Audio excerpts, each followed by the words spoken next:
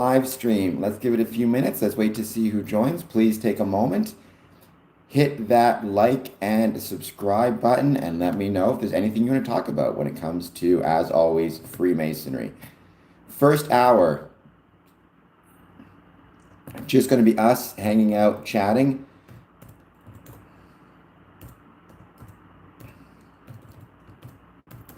Second hour, going to ask some questions that a Masonic brother sent in. So we're going to see if anyone wants to answer those questions or what their thoughts are. You'll notice I finally figured out how to pin my comments, which I should have been doing ages ago, to be honest. But it definitely makes things a lot better to be able to pin the comments so that you always see the top one. And again, we'll be doing that with a lot of different comments and statements that I make. You can do a super chat, as I've been talking about. You can chat away with whatever you want to talk about. But this first hour, Freemasonry. So let's see what you guys have to say. And by the way, thank you to everybody who took the time to tune in on, when was it? Yesterday would have been, for my special announcement regarding my medium story, It's More Than a Game. A lot of people have actually taken the time to check out and read the article, read the story, which was very kind of them. I hope everybody else will consider doing so as well. I was honored to be selected as a finalist for the Arcana Veritas Awards, and it is greatly appreciated. The day is going well, not quite normal. How is the day going with you? I hope that you are doing well. What is new and exciting in your life since what? 12 hours ago? 11 hours ago? Since 1 a.m. this morning.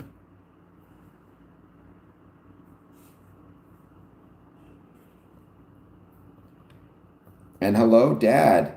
And thank you. I did send off to go to England. You should come. You should, instead of giving me money, you should go to England yourself. Go back to the old country. I think what I'll try to do is stop in Haltwhistle first and then go from there to Edinburgh because it's not too far. It's, well, it's something like an hour or something away, 2 hours. So it's a relatively easy train ride, and I'll probably take the train up there. I have to get in touch though with the family. Maybe you could send me. Actually, I got Rachel on Facebook, but I'll send somebody a message, and I'll see if I can't stay with anybody in England. Enjoy their funny accents and bad food. I'm just kidding. I'm sure English food is great, and probably check out London's Freemasons Hall while I'm there. That would be really fun.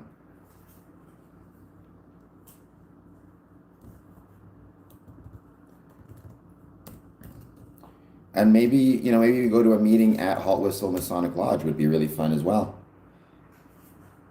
I did once. It'd be nice to go back and do so again.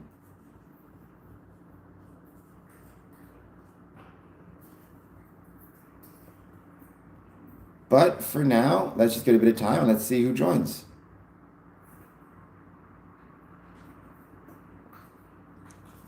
Art of War. Okay, any lessons you think from Art of War that you think are applicable, maybe to Freemasonry, if you have any thoughts on that, or just in your life in general? What are some of the thoughts you've had on Art of War that you think, or some takeaways that you've had?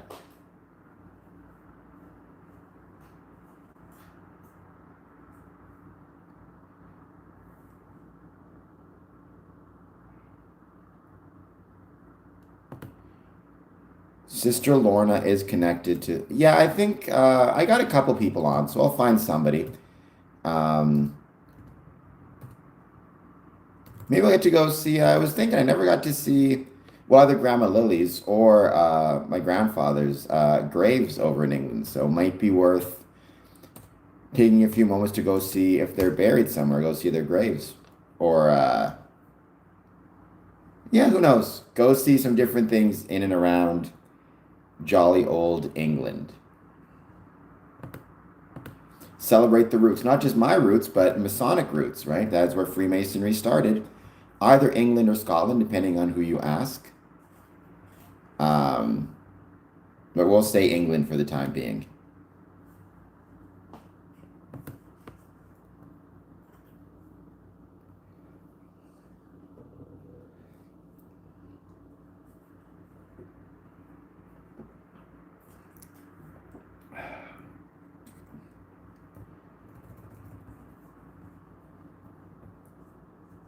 Also, just on a side note, two of my favorite movies were released today, October 16th, The Candyman and Practical Magic. So,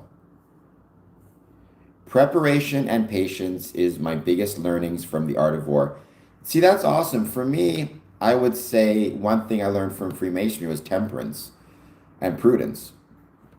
And you could argue that temperance and prudence are both connected to the idea of patience and preparation. So that's really cool. It's interesting to see how both of us have, kind of gather the same thing or similar things from different sources. I think wisdom is in some ways timeless, right? So whether it's coming from Freemasonry or art of war or anything else, if it's wise and if it's true, it's probably going to find itself repeated in a variety of settings.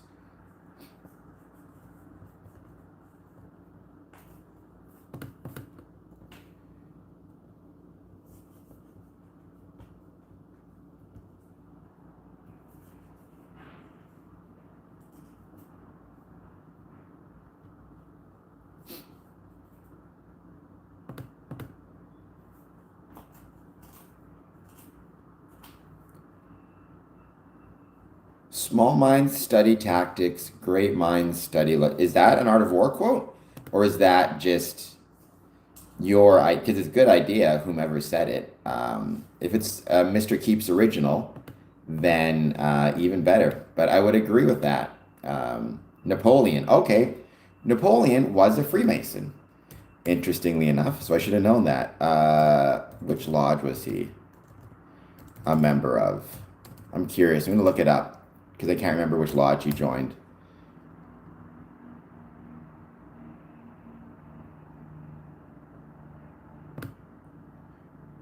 Oh, never mind. He wasn't, according to Google, but his father and all three of his brothers were Freemasons. Um, and the Grand Orient of France, I think he was, if I recall correctly. So maybe that's what I was thinking of. I guess there's no actual evidence, like there's no lodge register or minutes confirming he was a Mason, but you could have made an honorary one.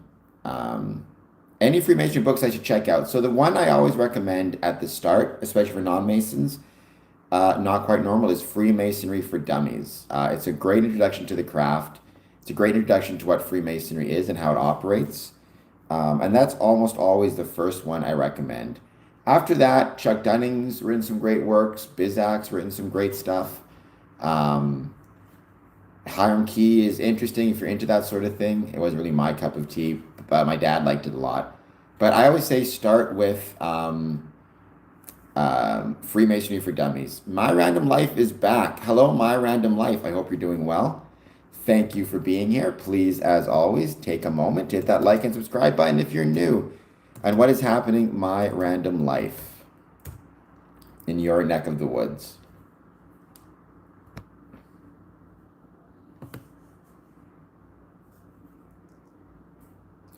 I'm doing well. I've got a double second degree scheduled for tomorrow. So in about 24 hours, double second degree, which should be fun. I got to do some practice for that actually coming soon. So I have to leave the stream soon to um, do some study. Obviously, though, that'll be after the stream is finished. But I mean, a first or a second or a third are always special. When it's a double first, a double second, and a double third, it's even more special in some ways because it means you're growing the craft by 2 new members, or advancing the craft by 2 members. Um, well, you should listen to your parents, right? Obviously, anybody under 18, don't be on the stream unless you have your parents' permission. Having said that, it's wonderful to have you join as always. Right now, we're just waiting to see who wants to jump in the chat and say hello. Then, once we, get about an hour in, we're going to start on the main subjects, which today is going to be some questions that I received from a fellow brother of mine who wanted me to ask these in the chat, which is what we're going to do. But that's an hour in.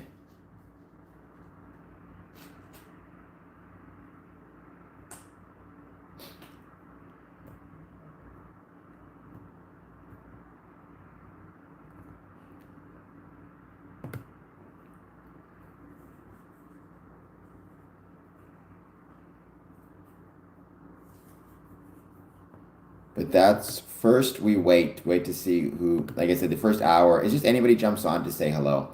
And I like to chat with them before I start on a specific topic.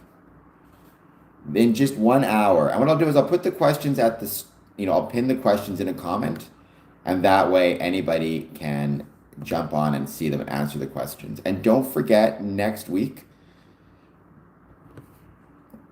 things will be a little bit different. On Sunday through to Monday, on my personal YouTube channel, I'm going to be doing a Good Witch watch along. I have the Global TV app. It's free. At least it's free in Canada. I believe you can get it in the States for free as well. And we're going to be watching all 7 seasons of Good Witch in honor of Halloween, my favorite time of the year, and one of my favorite TV shows. And so there'll be no Square and Compass stream on Monday. Then on Tuesday, the 21st, at 2 p.m., 2 p.m. is voted on by the patrons, we are going to be having another 24-hour live stream. The first thing we're going to do is talk about Masonic ghost stories. So anything that you want to... any ghost stories that you've ever heard of that deal with Freemasons, Freemasonry, maybe take place in Masonic buildings, I hope you'll join us for that. Or share those, or maybe do a super chat where you kind of give the backstory of it a little bit. But I am asking anybody who maybe knows any Masonic ghost stories, shoot me an email, info@squareandcompass.ca. info@squareandcompass.ca, and share with me your Masonic ghost story. I've never seen any of them. I think the third one, don't they go to the Old West or something? If I recall correctly. Paul Lloyd. Well, you cannot check my hard drive, Paul Lloyd, because I do not know who you are. But please hit like and subscribe nonetheless. Are you saying I'm sus because I've never seen Back to the Future 1, 2, or 3? Because I know Mr. Keeps finds that very suspicious.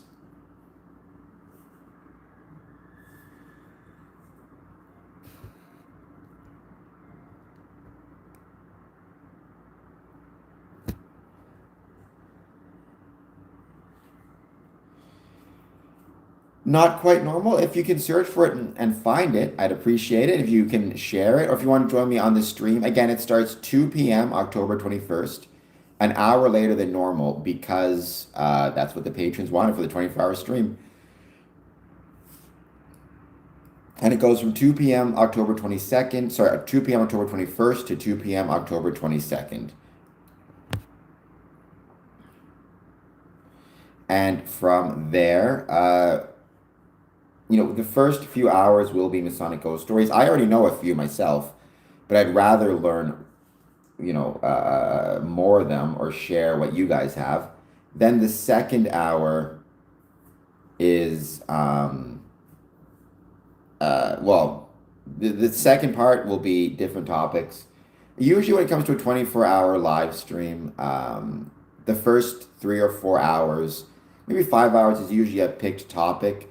And then it kind of either evolves or devolves from there into more just general discussions.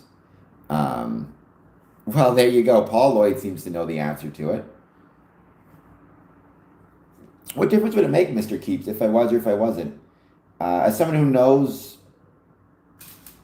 I don't know, want to say a lot, but a fair number of LGBTQ people, um, what difference would it make if I were or if I weren't? Of course, Paul Lloyd seems to say he's figured it out, so there you go. And if you can't trust Paul Lloyd with his funny two L's, then who can you trust? I've never understood the reason why Lloyd is spelled Lloyd. Why not just one L? Um, what does the second L possibly add to the name? It's just adding letters for no reason. Mr. Keeps. Tell you what, Mr. Keeps, if you really want to know, shoot me off. I'll send you an email and I'll let you know off stream. But it should not make a difference to the stream one way or the other. Good afternoon, entertainment. Hello, how's it going? Thank you for joining us. How is your day going in your neck of the woods? And uh, thank you for the super chat, Mr. Keeps. You added the rainbow to it. Well, see, I know that you are just curious, but you guys can't see it, but Paul Lloyd is saying some pretty nasty stuff that YouTube is censoring about his belief in my sexual orientation. So it's for people like Paul Lloyd I don't answer because, and not just him, but all the people who troll and use LGBTQ as a slur, which does bug me a little bit because I don't think there's enough negativity in the world. Why add more to it, right? And I feel like if I answer the question, I'll be validating their trolling. In any case, right? If I say no, I'm not, then I'm validating it because people will think I'm saying no, I'm not because they don't like the trolling. And if I say yes, I am, people will, the trolls will just feel like they're encouraged to go harder. So, no answer. No answer. Masonic Temple of Detroit. It is. And I've been to the Masonic Temple of Detroit dozens of times. I was just there a couple days ago for a wedding. Um, I did have a crush on an actress I've had a crush on several actresses.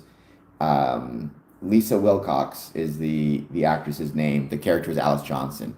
So you can take from that whatever you so choose to take from that.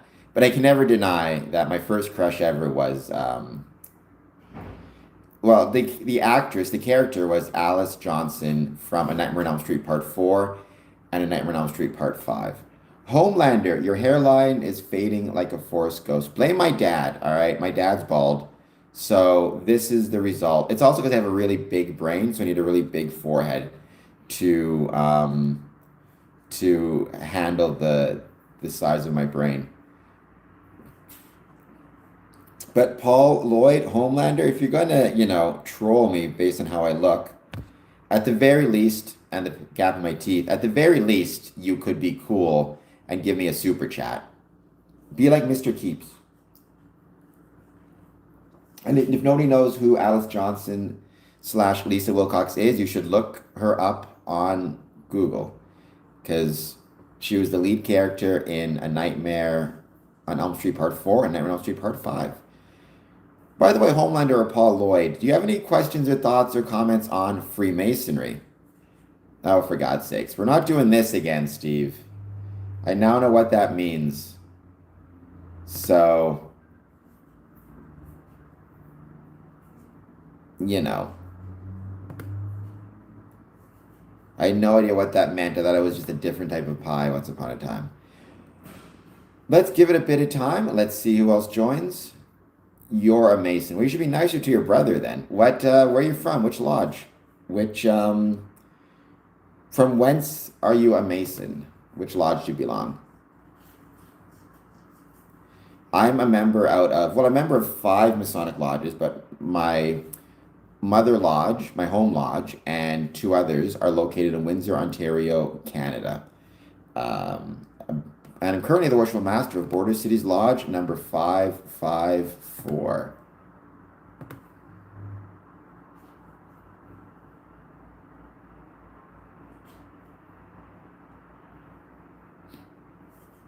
He's a Mason of his own home lodge in his bathroom. The Fat Muppet.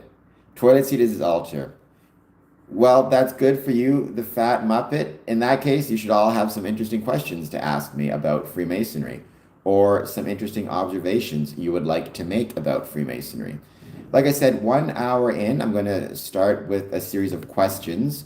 A brother of mine sent them to me through Facebook, and he said these might be interesting questions to ask on your chat, and I thought they were pretty good. So, and even if you're non-Mason, you may still be able to answer these questions or at least give your perspective on them. Because it's not just about what you've witnessed firsthand, but what you've heard and what you've seen. Sometimes I think, depending on what we've had to eat and how our stomach is doing, the toilet seat can be the altar for many of us. I know I once came across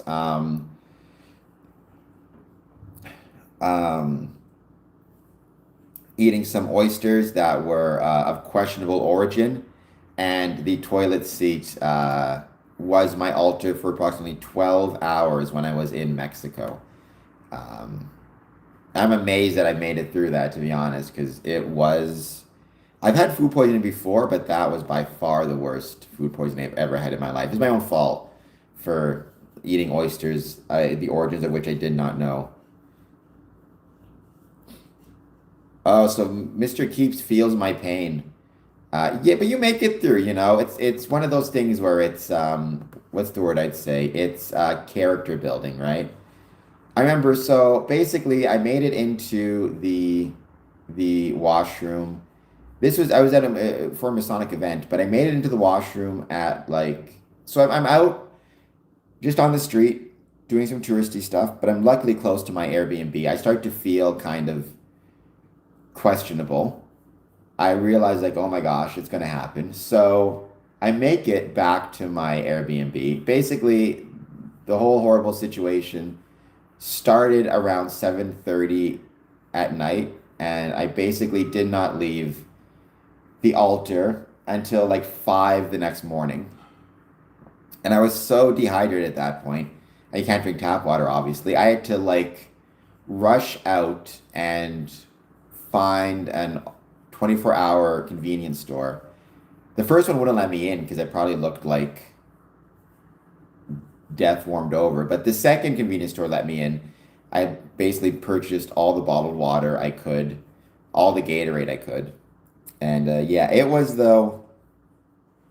I remember sometimes I have nightmares about those oysters. I think that not only were the oysters, but the oysters' relatives coming back for vengeance against me at that point.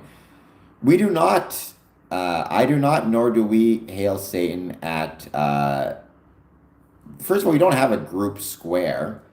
Uh, you know, the square is an important symbol within Freemasonry, but there's no group square. But Freemasonry does not hail Satan, nor does it hail any supreme being. Rather, every Freemason must decide on his supreme being himself. Or if you want to talk about the women's side of it, herself. Um, so no Masons hail Satan, or I don't know what Satanist is. I've never met a satanic Freemason or one who, you know, who identifies themselves as being a Satanist. I had one Satanist once upon a time tell me he wanted to join, but after I discussed with him what Freemasonry was, he decided not to. Um, Thank you, Not Quite Normal, for asking that question. My assumption is for most of them, it's going to be stuff they saw on YouTube or your friend and mine, Albert Pike, and a misreading of what Albert Pike meant in his work, Morals and Dogma. Um, Again, when people say that, I mean, I suppose it's possible. I've just never met one who is. And the one time a Satanist applied, after discussing what Freemasonry was with him, he decided he did not want to join. So I think it's one of those theoretical things and not an actual thing, especially because, to my knowledge, what Satanists actually worship or believe to be the supreme being is themselves, right? They personally believe that they are the supreme being, which is probably one of those definitions that probably wouldn't cut it in terms of what a supreme being is, because the supreme being has to be something outside of you. It can't just be you. Because then when you take your obligation, you're taking your obligation to yourself, which is kind of a different thing than taking obligation to your understanding of the supreme being. I have no idea what that is, the Homelander. Um, so the Fat Muppet, I don't think, I mean, again, never say never. There's about 850,000 Freemasons in the States, give or take. Probably about 50,000 in Canada, give or take. Maybe there are Satanists within the ranks. I've just never met any, so it's hard for me to say. Um, Again, and even in terms of branches, I've never met any Mason who identifies as a Satanist under any branch. I've been told there's a few Luciferian Freemasons, but I've never met them, so I can't say for sure. But Luciferianism is different than Satanism as well, right? So the Fat Muppet, what are your thoughts on? I know you said you are one, but what are your thoughts on Freemasonry? I don't mind. If you're going to go on social media, one of the things you're going to have to deal with is people trolling you. And you know what? It's okay. It's worth it because I still get to have a lot of fun and do a lot of things I could not do otherwise, through this platform and through meeting people and I've had a lot of opportunities, right, to connect with people really around the world. Um, and my work has been recognized. So it's one of those things you just have to kind of accept the good with the bad.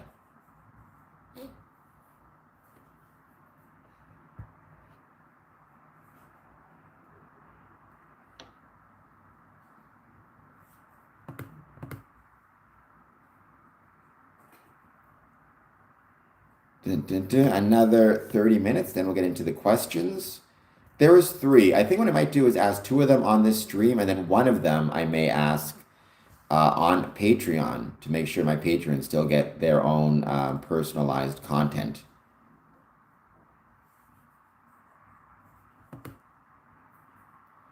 The Homelander with the skull.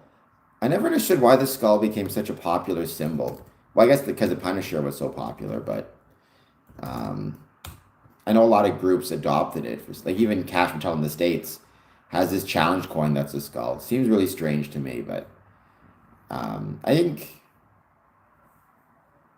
it's one of those things where if something becomes popular, then whatever symbol is connected to it will also grow in popularity. I'd love to see the Masonic square and compasses become more popular. Obviously, it would make it challenging because if everybody's wearing a square and compass, it's hard, it makes it tougher to identify who is and isn't a Mason. However, I think when a symbol saturates the culture, it's usually for the best in terms of what that symbol, in terms of economic relevance, social relevance, and if our symbols were to if Masonic symbols were to have more saturation in culture, it would probably result in a better um,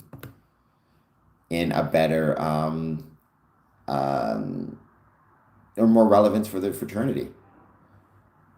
It's because you're old. I'm not old, Homelander. You're old. I'm young. I'm young and hip and cool, is what I tell myself, anyways.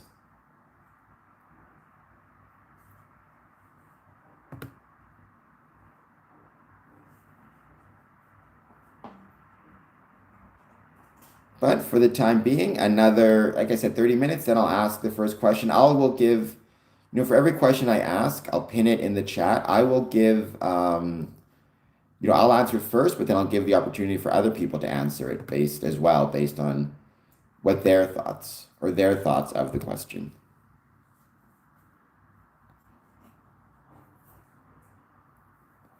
Well, Homelander, you can give me a super chat to test my thick skin. I am Sogo. I am not 33rd degree. I am 18th degree. I'm Rose Qua. I never joined the consistory, which I would need to do. I need to get to my 32nd as part of the consistory to then get my 33rd. And I definitely, as of right now, have zero interest in going up to my 33rd degree or getting my 32nd degree, just because I'm so busy with this. But one time, who knows? Maybe once I'm less busy, once I feel like I've accomplished what I need to here, I'll get my 32nd degree. And then to get the 33rd, maybe somebody will invite me to that. I wouldn't invite me to that because I'm crazy. Who would want to put up with me? But that's a whole other can of tuna.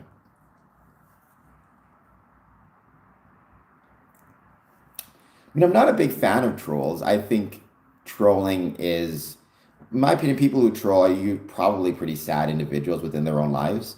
However, I also accept the fact that if I'm going to be on social media, then we are going to have to deal with some trolls, and that's just part of that's part of the price you pay.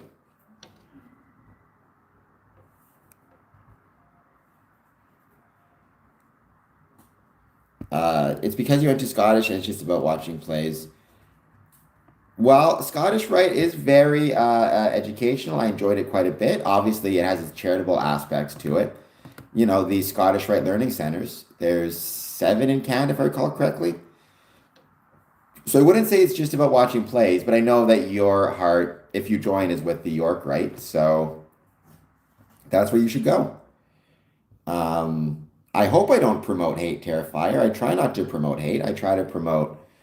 I was going to say love, but I guess that's not true either. What I try to promote is mutual respect and kindness and understanding. And mostly, I try to promote the ways Freemasonry was and is relevant to the communities in which it's located. Um,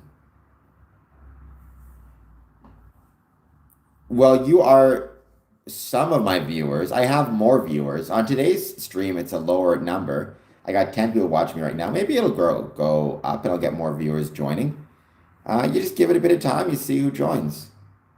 But whether I'm talking to one person, 10 people, or a couple hundred or whatever it is, I'm grateful. I'm grateful for everyone who takes the time to be part of my channel, even if they are more the trollish side, such as Homelander. We cannot, Terrifier. We cannot.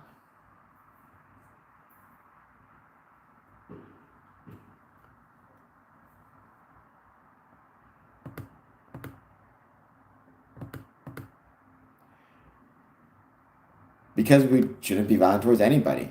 Um, I hope everybody, though, is, as always, doing well. And thank you so much for being here. The first hour, I just wait to see who can find the stream, who wants to chat, and then I'm going to ask some questions, and we'll see what answers people give. Well, definitely not Terrifier, not on this stream, nor in Freemasonry, nor anything else. Um, I do not, one of the greatest strengths of Freemasonry, in my opinion, is the fact that it welcomes men of all different, not just religions, which we've talked about quite a bit, but races, ethnicities, creeds, beliefs, ages, backgrounds, languages. I think that's what makes Freemasonry so incredibly strong. And not just, I think that attitude of inclusiveness, attitude of welcoming, attitude of support that extends beyond kind of the typical barriers that we see in society. I think that also makes, when Freemasonry is strong, it makes the entirety of the community which is located stronger. Yes, so on, not today, but on October 21st, starting at 2 p.m., Mr. Keeps knows it. So, not quite normal. If you have any stories that you want to share about Masonic hauntings, shoot me off an email, info@squareandcompass.ca, square and compass, all one word, because I'd love to get your stories and your ideas about hauntings as well. I don't think I'm necessarily intelligent nor an intellectual, though I try to pretend like I'm intelligent for whatever it's worth. I think Freemasons, again, are intelligent, just like all people are intelligent, but in different ways. Some people are like when it comes to, for example, technology, Mr. Keeps is far more intelligent than I am, at least based on what I've seen in these streams, in terms of knowledge about cybersecurity, computers. I can tell you the first thing about cyber technology, or cybersecurity. However, um, I like to think that I have certain levels of intelligence when it comes to, for example, the ability to communicate verbally and to talk to people about Freemasonry. That's a skill I have. Everybody has different skills. Everybody has different abilities, and different levels of and intelligence. Great amounts of intelligence, but in different areas. Many people would agree with you, the Fat Muppet. Many Freemasons would agree with you as well. And I think there's something to be said for that, that Freemasonry is lacking in its esoteric knowledge, and could use a greater focus on esoteric teachings and education. I would tend to disagree with that. Personally, I think one of the mistakes that we have made within Freemasonry over the past 20 years or so is we've put too much of a focus um, on esoteric teachings and not enough on the practical day-to-day things that allow Freemasonry to function well. What's happening, Christopher? If you're gonna call me Charles Manson, you can at least give me a couple bucks in the super chat. I'm doing well. How are you doing, Christopher? How is your day going for you?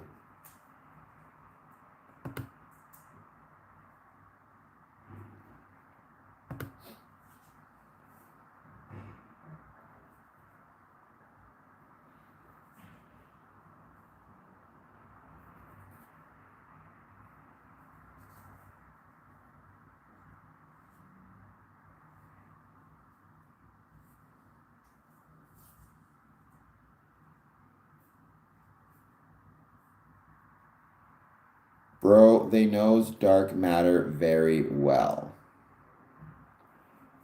I don't know what that means. They know dark matter very well. Um, and somebody above said, maybe you are new Freemason higher up. I mean, you have to define intellectuals when you say that. I mean, there are, excuse me, you could argue that when it comes to intellectuals, how do I put this? You could argue that there are certain intellectual, like a lot of Freemasonry is based on ritual, ceremony, philosophy, discussions.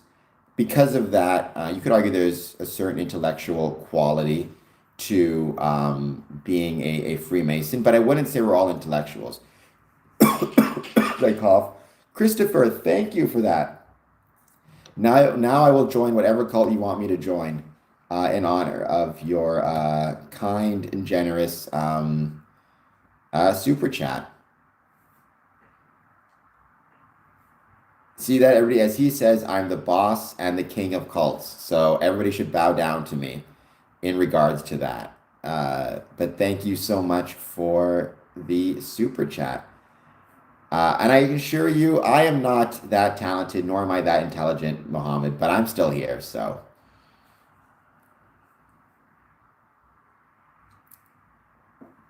everybody can give a few hearts for Christopher. So as I was saying, Christopher, and I don't know how much you've heard, so I want to go through this one more time, just to remind people. Sorry, just one.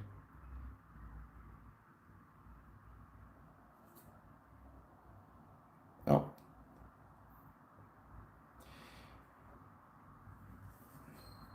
oh, we do not run this world, nor do they. They, as in Freemasons, I assume is what you mean by that. Though I appreciate the thought. That is a myth. A lot of that, and conspiracy theory. A lot of that, Muhammad, did come from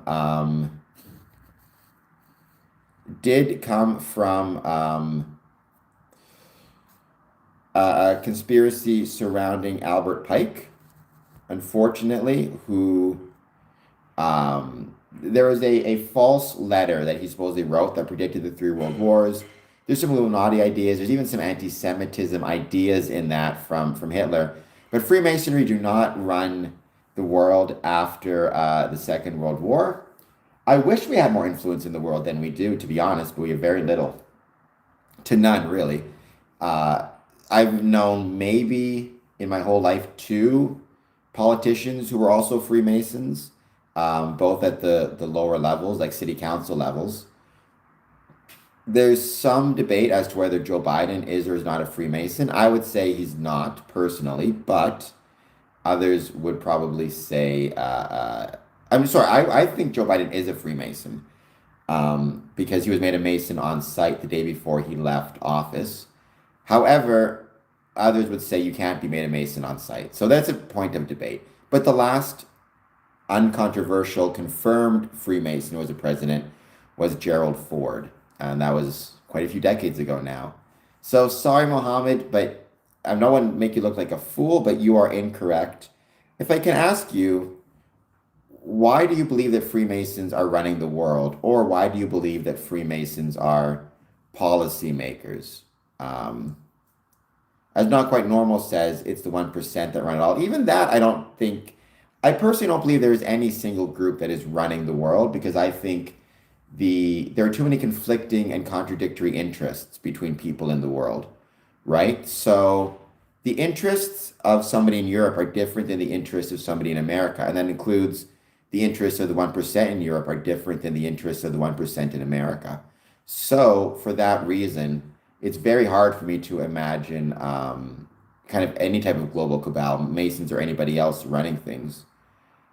So he is definitely not a 33rd degree Mason. To my knowledge, Bill Gates is not a Mason, 33rd degree or anything else. Um, Mohammed, hey Theophilus, how's it going? Bro Checho, I'll take it. But no, Joe Biden is not a 33rd degree Mason. What do you think about the Mothers of Darkness Castle? I don't know what the Mothers of Darkness Castle is, Fat Muppet. So I think nothing of it, except it sounds kind of cool. It sounds like a scary movie. What is the Mothers of Darkness Castle? I'm going to look it up on Google quickly.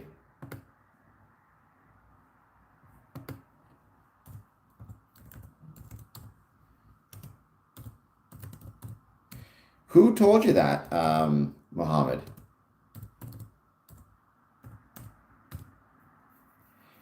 Uh, why are you so... So the Chateau d'Amoray, I can't pronounce that, is a 19th century neo-Gothic style chateau in the Ardennes forest. Interesting. It looks like there was actually a podcast about it. So, I'll check it out. Does it have anything to do with Freemasonry? Like, is it a Masonic ghost story at all? Or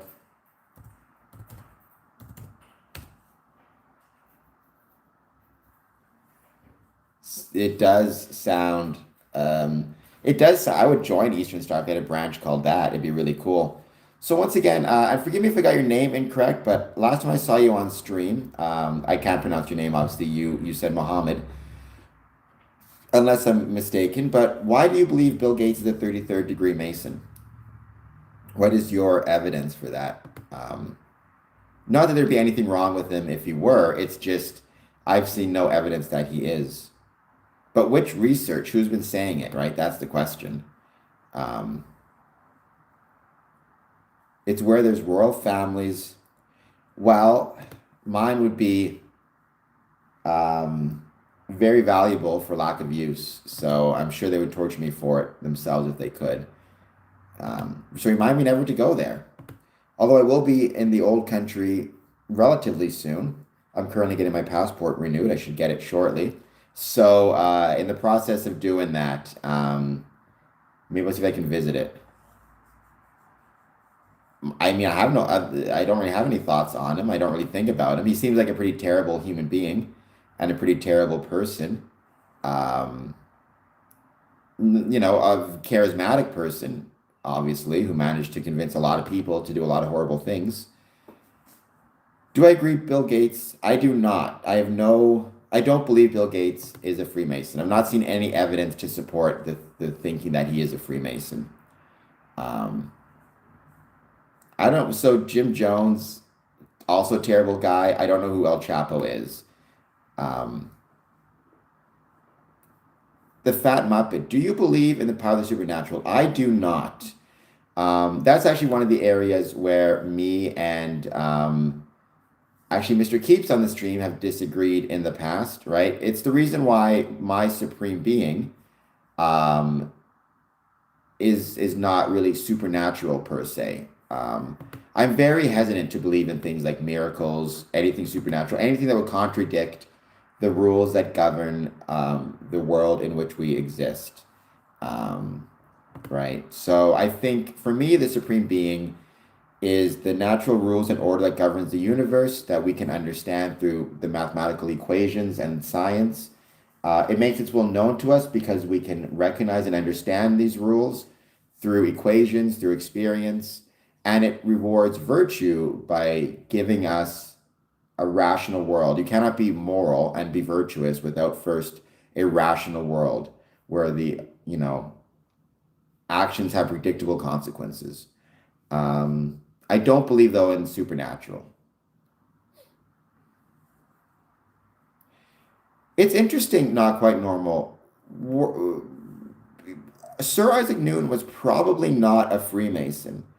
There's debate, there's speculation as to whether he was or wasn't. Certainly, he was very close with a lot of people who were Freemasons.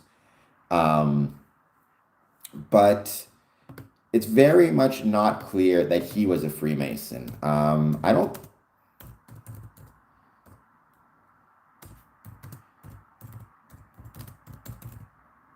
because certainly he would have, let me just double check.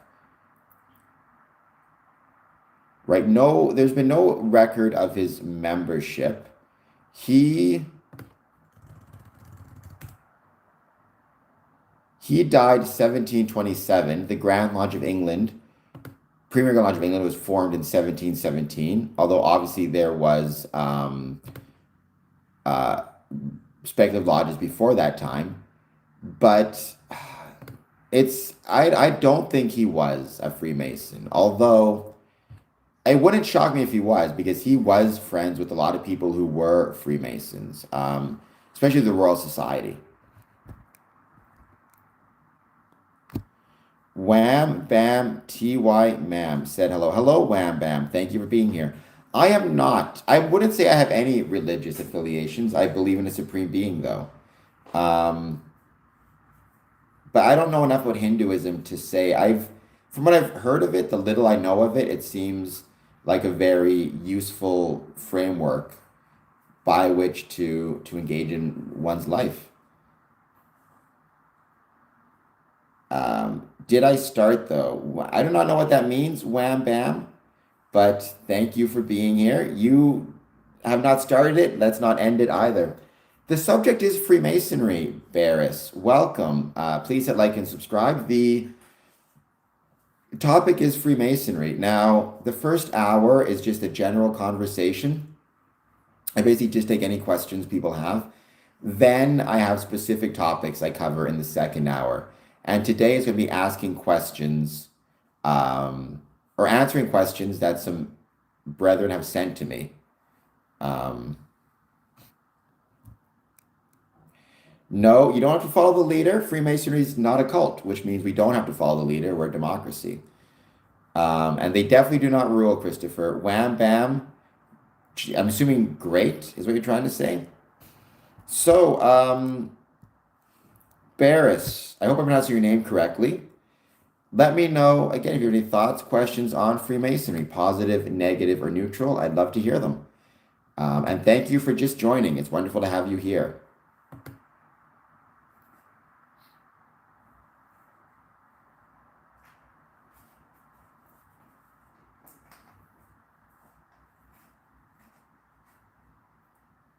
I do not know what MH370 is, so I cannot answer that question.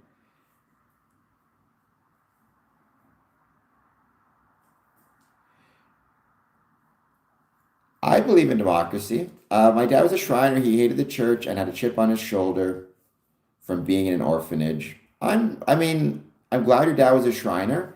Sounds like a good person. I think it's always unfortunate when people have chips on their shoulders. As someone who's actually had a few chips on his own shoulder, I can understand why, maybe depending how he grew up, being in an orphanage, he may have that chip on his shoulder, but hopefully he will, at least over time, the chip will get smaller and smaller, and you can find a way to deal with it. He was an a-hole. Well, then I'm very sorry about that, Theophilus. I was very lucky that my dad is a great guy. It's unfortunate when, you have challenges with parents. So I'm very sorry to hear that, especially sorry since he was also a Mason and a Shriner. Masons and Shriners should not be a-holes. However, Freemasons are human beings, which means um, we're not always going to be perfect. Chip on one shoulder, that means kind of harboring resentments or arrogance. Like if I have a chip on my shoulder about a TV show, it means I harbor some type of resentments about the TV show, um, is how I would consider defining it.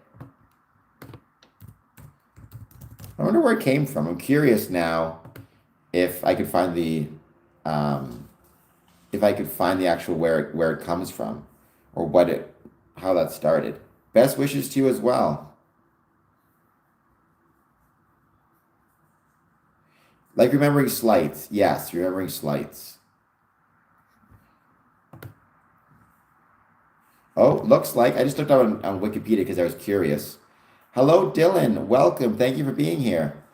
So the idiom traces its roots back to a custom that was known in North America since the early 19th century. There was an 1817 reference by James Kirk Paulding to the boyish custom of knocking a chip off the shoulder. In New York newspaper Long Island Telegraph, when two churlish boys were determined to fight, a chip of wood would be placed on the shoulder of one, and the other demanded to knock it off at his peril. Okay, so I guess if you're having a fight with somebody, you'd put a piece of wood on your shoulder, a chip of wood on your shoulder, and you'd say, dare you to try to knock this off. And then if they dare, they would have a fight.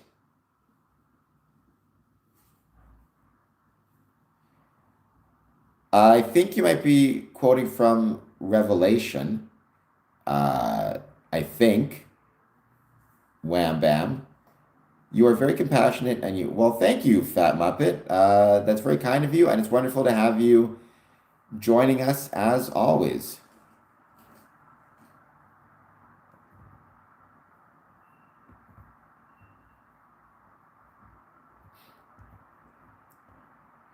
Leon Muskrat has a brain chip for sale. Well, I don't want to get a chip put in my brain right now. However, and in the future, who knows?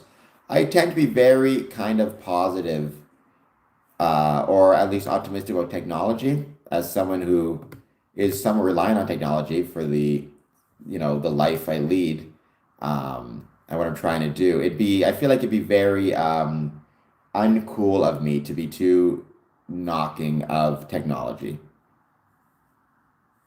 Apparently, that's what it means. I had no idea where it came from, so there we go. So if I want to fight somebody, what I do is I guess, because I'm a Freemason, I should put a stone chip on my shoulder and thread, so I need to knock it off. Try again next week. What are we trying again? Oh, that chip was too tasty to knock off. Try again next week. Oh, that's a question, the Fat Muppet. That's a question and a half. Where does one find the strength to care about society?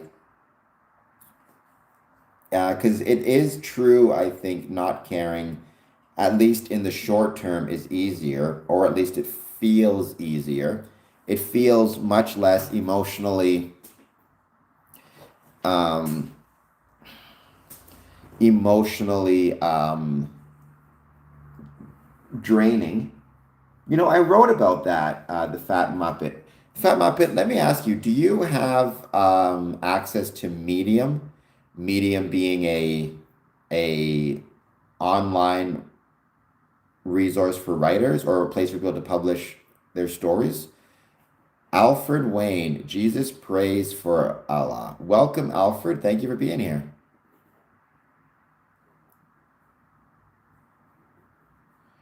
Theophilus. Nice. That is awesome. That is awesome. That is awesome. From Houston, Texas. Because the Fat Muppet, I wrote Nexie's back. Hello, Nexie's. Nexie, welcome back. I wrote a story about finding the strength to care. Um, and not, but I publish stories there. So you can write stories or you can see what stories others have written. And I wrote a story in November of 2024, called Thankful for the Fight.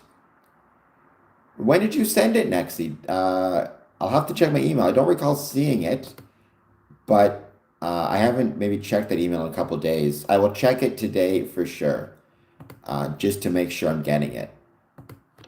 I wrote this article. You can probably find it by going and typing into Google, Thankful for the Fight.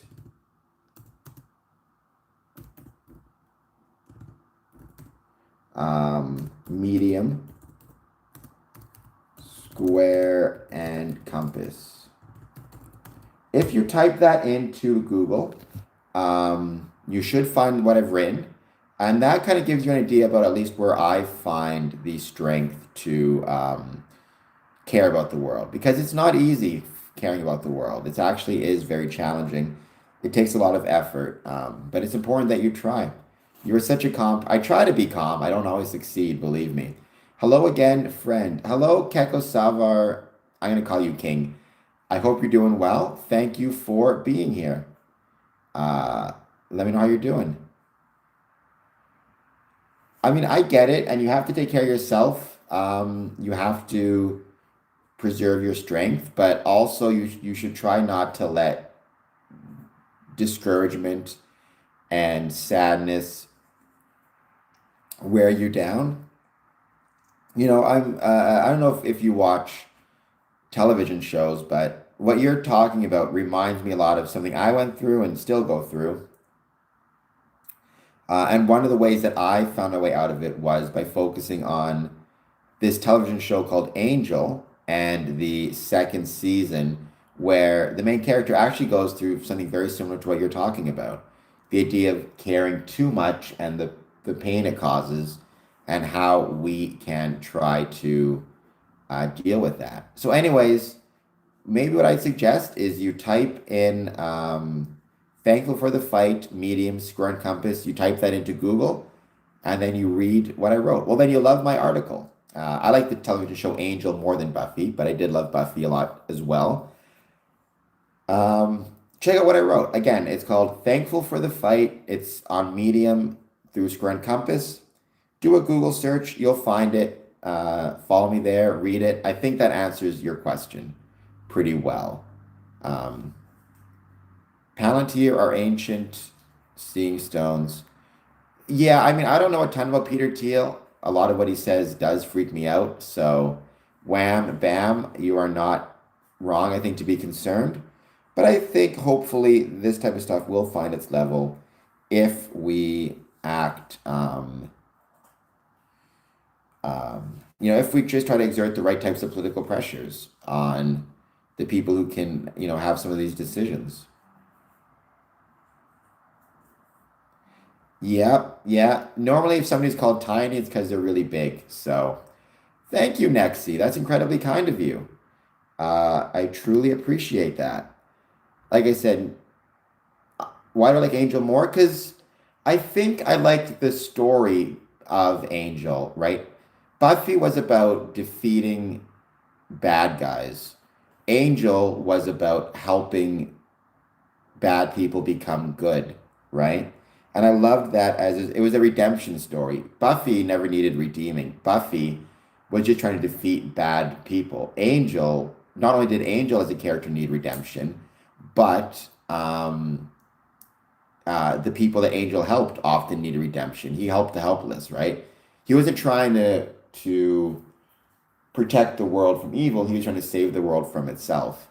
And the lesson in the second season, I think, really explained that very well. It's this idea of how hard it is to fight for a better world and how you never have to, you never get to stop fighting for it. I remember you, Nexi. I would recommend it. It's on Disney Plus, at least I know that in Canada.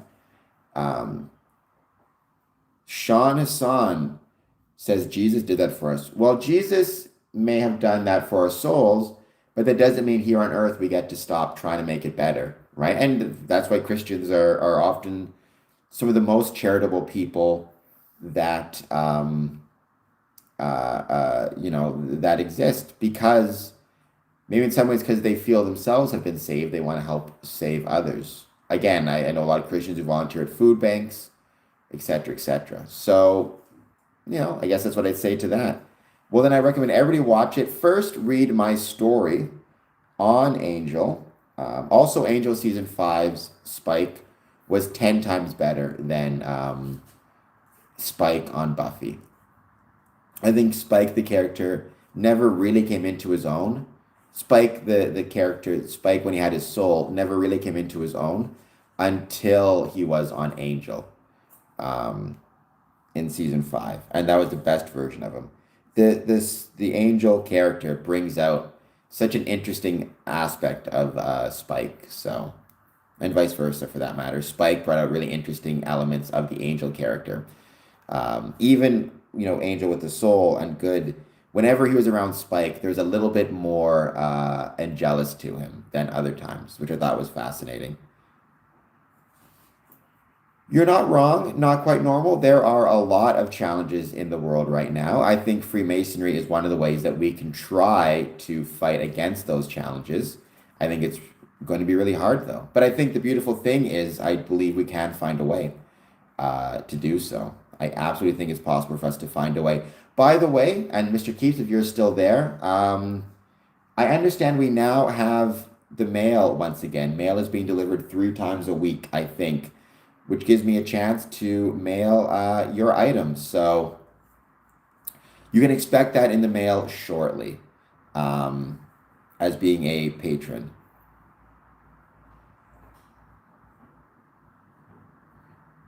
I do not. However, I know many Freemasons who do. Freemasonry is not a religion, right? So we have Masons of all different religious beliefs.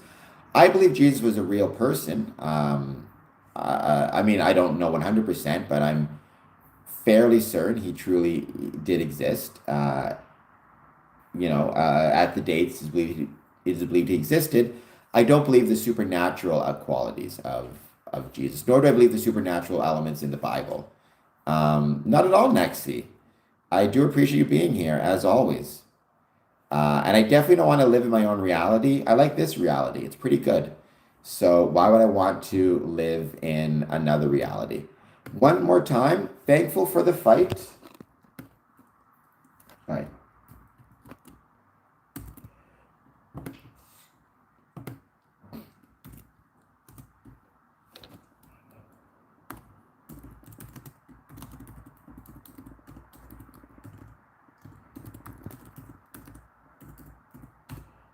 Thank you for the fight, square compass medium.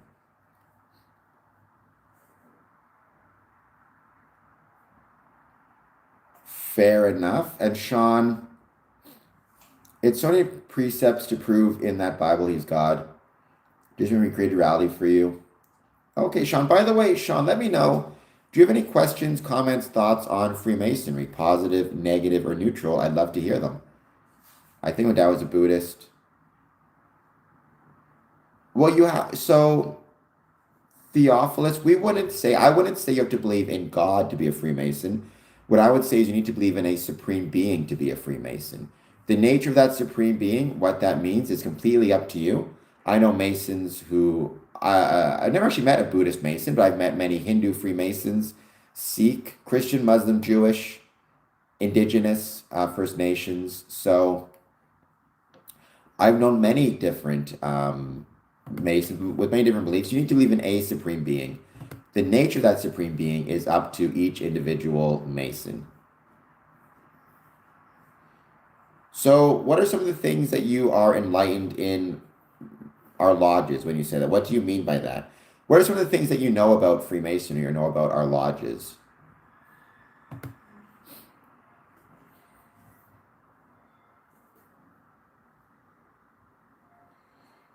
Probably not the Fat Muppet. You would have to convince me that you are being genuine. So if you came to a lodge and you were asked, do you believe in a supreme being? And the answer you gave was, I believe my supreme being is a large cloud of farts. I would assume you were trolling. You'd have to convince me that you're being legitimate in that belief. And I would find it very hard to be convinced of that because that would sound to me like you are trolling, good sir. Um,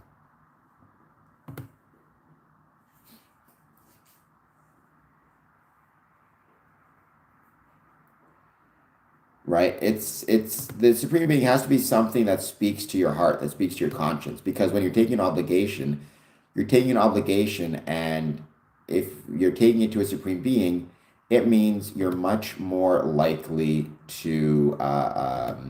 It will speak to your heart, and the obligation will mean more to you than otherwise, right? If I just say I swear I'll do this, but I don't swear to any supreme being, there's going to be the question, do I really believe it? Or will it really speak to my heart? That's why in court, people swear on a Bible and they don't just promise to tell the truth, right? Or a Quran or whatever their holy book is.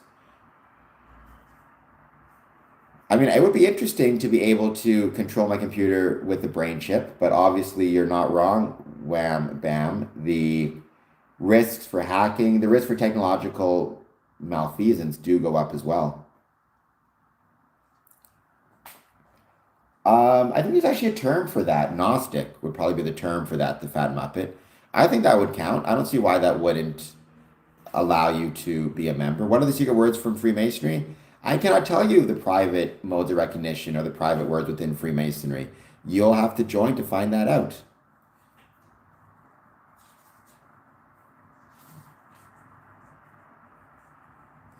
So, Sean, it sounds like you are Christian.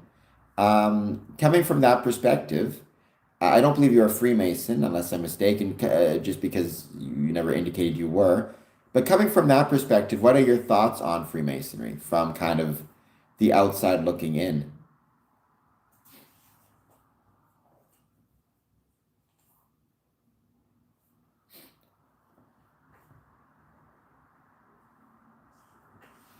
Well, don't put them in the chat, otherwise I'll remove the thing. But it's not about being told, it's about attending and being a Mason and earning those private words. I know several Catholic Freemasons. When you say under the Catholic radar, I'm not sure what you mean by that. Um,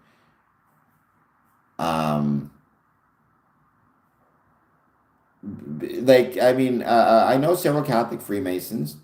To my knowledge, most of them still take communion and still go to church. I did know one Catholic Freemason who actually was denied communion for being a Freemason, but that's the one I've heard of that happening once, and I never saw it, so I can't confirm or deny that it happened. Otherwise, though, I do know several Catholic Freemasons, and they seem to be get along. Now, again, are they talking to their priest about them being a Freemason? Are they telling their church they're Freemason? I have no idea. I have no idea what they're sharing. Again, all I can speak from my side of the aisle. We as Freemasons would welcome Catholics to be members. Certainly, Catholics believe in a supreme being, so it would be no problem allowing them in. And I've known many Catholic Freemasons. Then, nexty, so be it, right? You obviously, we would never, I would never, Freemasonry would never want to encourage you to do anything that would potentially um, cause you to be in conflict or contradiction with your Catholic priest or with your church. So, if it's really up to you. But if you want to stay within the good side of your Catholic Church, and if or your priest, and if your priest says no to Freemasonry, then that's perfectly fine. Um, what does being a Freemason imply? Um, I think Death Star has got it right. Like being a Freemason implies that you're a member of the Masonic Lodge or a Masonic Lodge, I should say. Beyond that, I mean, it doesn't really imply anything. It's more what people choose to infer, um, or choose to, um, what's the word? Um, I can't think of the word now. Hold on just 1 second. Starts with an I.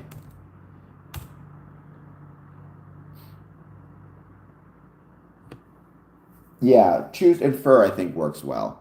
Um,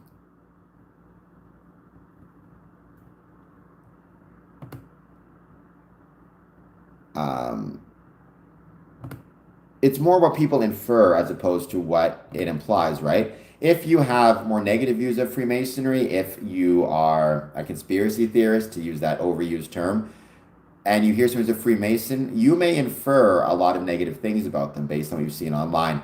By the same token, if you have Masonic family members and you're supportive of family and supportive of Freemasons, and you hear someone is a Freemason, you may infer a lot of positive attributes and a lot of positive traits. It really does depend on what your preconceptions of the craft are.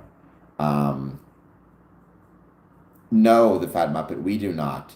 I suppose in some ways YouTube does, because I doubt your name is actually the Fat Muppet, and I doubt that actually is a picture of you. So in some ways, the internet gives you a level of anonymity that can allow you to have a new identity. Freemasonry cannot do that, though. Freemasons cannot get you a new identity.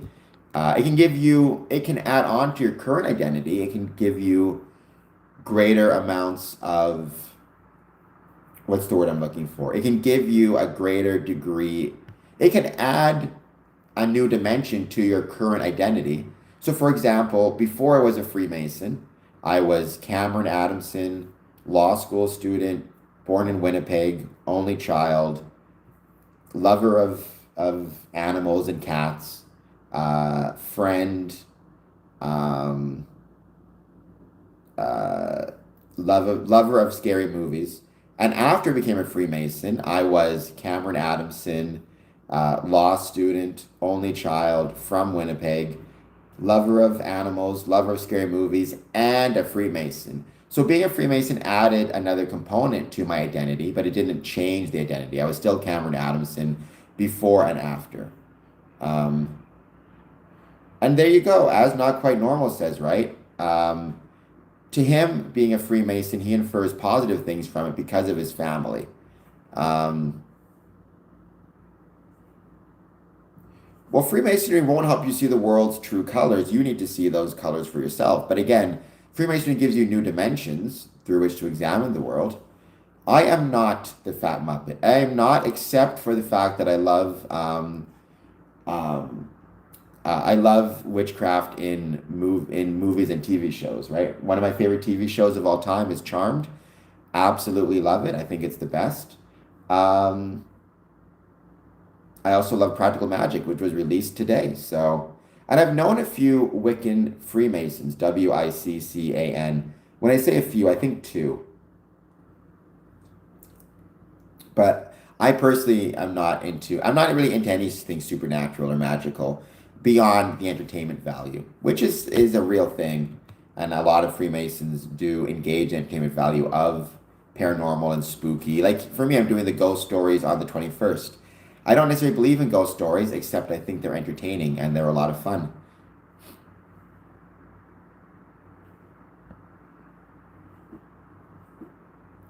You're not wrong, Deathstark. They were. Hello, Nels AF. Welcome. Thank you for being here. Howdy to you as well. Don't forget, Nels, you can now do super chats if you want. Um, for me, it was Prue. For the record, not quite charmed. Speaking of witchcraft, on the 19th, so Sunday through to Monday, On my personal YouTube channel, I'm going to be doing a Good Witch Marathon watch along using the global app. I'm going to try to watch all 7 seasons. So that's going to go from the 19th to the 20th. I'm not going to do any live streams on the 20th, but on the 21st, I will be once again doing a 24-hour live stream. I don't think it's questionable whether Allison probably was because there's some evidence. He Oh, I got to double check that. I think he joined a clandestine lodge. Um, he might be the most decorated clandestine Mason. Masons always try to, I don't know what walk up people means. I mean, Freemasonry is famous for, we got hundreds coming on. Thank you. Might be smoky. Freemasons are known for not wanting to recruit in any sense, if that's what you mean by walk up to people.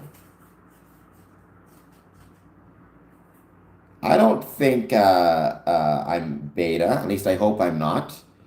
But who knows? Beta is one of those words that gets passed around so much nowadays that it's hard to even know exactly what it means. Um, I definitely, yeah, I would LOL to that one as well. That seems highly unlikely.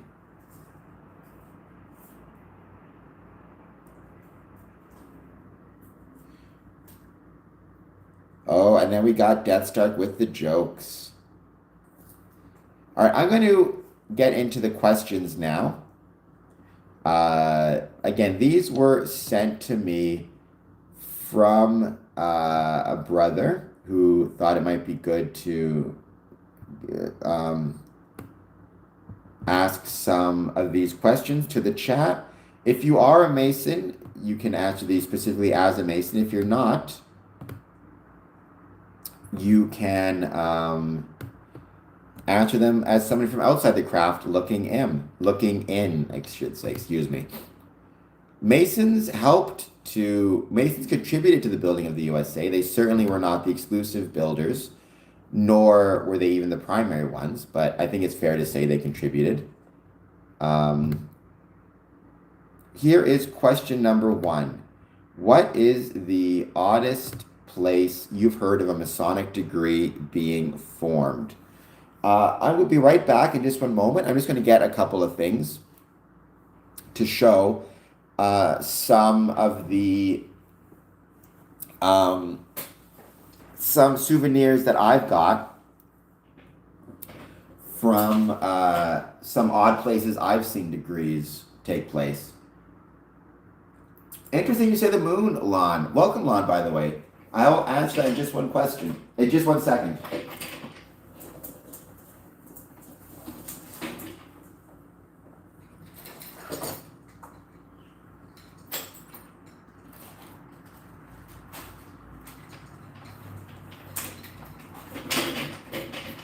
All right, I'm back. So, I'll start with me.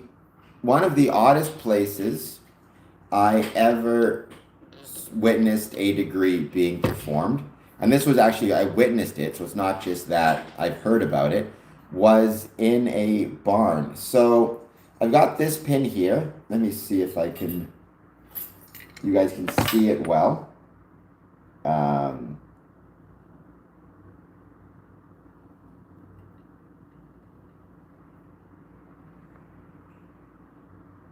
Make sure the finger's out of the way. So that you see that this pin here, this is from the barn degree. It took place in Paducah County. Paducah, Kentucky. So obviously in the sticks, in the country, they have a tradition called a barn raising, where they raise a barn for the cows and the sheep and the such. However, in Freemasonry, when you have a 3rd degree, it's called a raising. You're raised from your 2nd to your 3rd degree. Well, Sean, I mean, here are all of the pins I've got. um, from all of my different Masonic travels, or 90% of my Masonic travels, um, some of them are actually like these ones in here. Where is it? These are related to my blood donations. Because I'm a big proponent of blood donations, and Freemasonry was majorly concerned with blood donation back in the day. The rest of these all have a Masonic story behind them of some sort. Um, but this one here, again, right here, is the barn raising pin. So in Freemasonry, when you're going from your second degree to your third degree, it's called being raised. You were raised from your second to your third degree. And as a play on words, a lodge in Paducah, Kentucky did what's called a barn raising, where they actually did a third degree in a barn. And what I'll always remember about seeing that third degree is hearing the rain hitting the tin roof of the barn as the brother was getting his third degree. And what a really special moment that was. I also remember how beautiful Paducah, Kentucky was. It was absolutely a beautiful little town. It's funny because it was a very small town. However, it was A, off of a highway, like really close to a highway, and B, every year it had a national quilting festival, which was really well attended. So they had a ton of hotels and chain hotels. Um, we do not dance with any bodies, dead bodies or alive bodies for that matter. It would make things more fun. Sean, I can get into some of the stories about my pins and stuff. Actually, I did a live stream last month, a 24-hour live stream, where I went through each pin and all the stories. But for now, I want to talk about the oddest places I've seen Masonic meetings or Masonic degrees. And obviously, the first one is the barn. By the way, Sean, if you want, you can do a super chat. People who do super chats, I listen to them more. I'm just kidding. I'll listen to you fine, even if you don't do a super chat. But if you want to, it would be much appreciated, even for $1. Somebody here mentioned the moon as an odd place for a Masonic degree. There's never been a Masonic degree on the moon. However, the moon is claimed under the auspices of or for €1, yes. Just as Nexi says. Sorry, what is my opinion on Bohemian Grove? Not a fan of Alex Jones. I think he's pretty terrible as a human being. Don't know much about Bohemian Grove. A lot of people have a tendency to connect to Freemasonry. To my knowledge, it's has no connections. I don't even know if there are any Masons who are there. I think it's a bunch of rich people who get together and worship some owl god or something called like Moloch. But I don't know anything about it beyond that. So Buzz Aldrin, now he became a Freemason in Colorado, but he was a member also in Texas. And before he went up to the moon, he attended the Grand Lodge of Texas, and he got permission to bring a Masonic charter and Masonic items with him on his space voyage. And so technically, Tranquility Valley, the moon, is under the auspices of the Grand Lodge of Texas because he brought a Masonic charter up there. And you have Tranquility Lodge number 2000 out of Texas, which technically claims its home as on the moon. And maybe one day I'll get to do a meeting there. For now, they meet in Texas. This coin actually came from Colorado, but nonetheless, that's Brother Buzz Aldrin.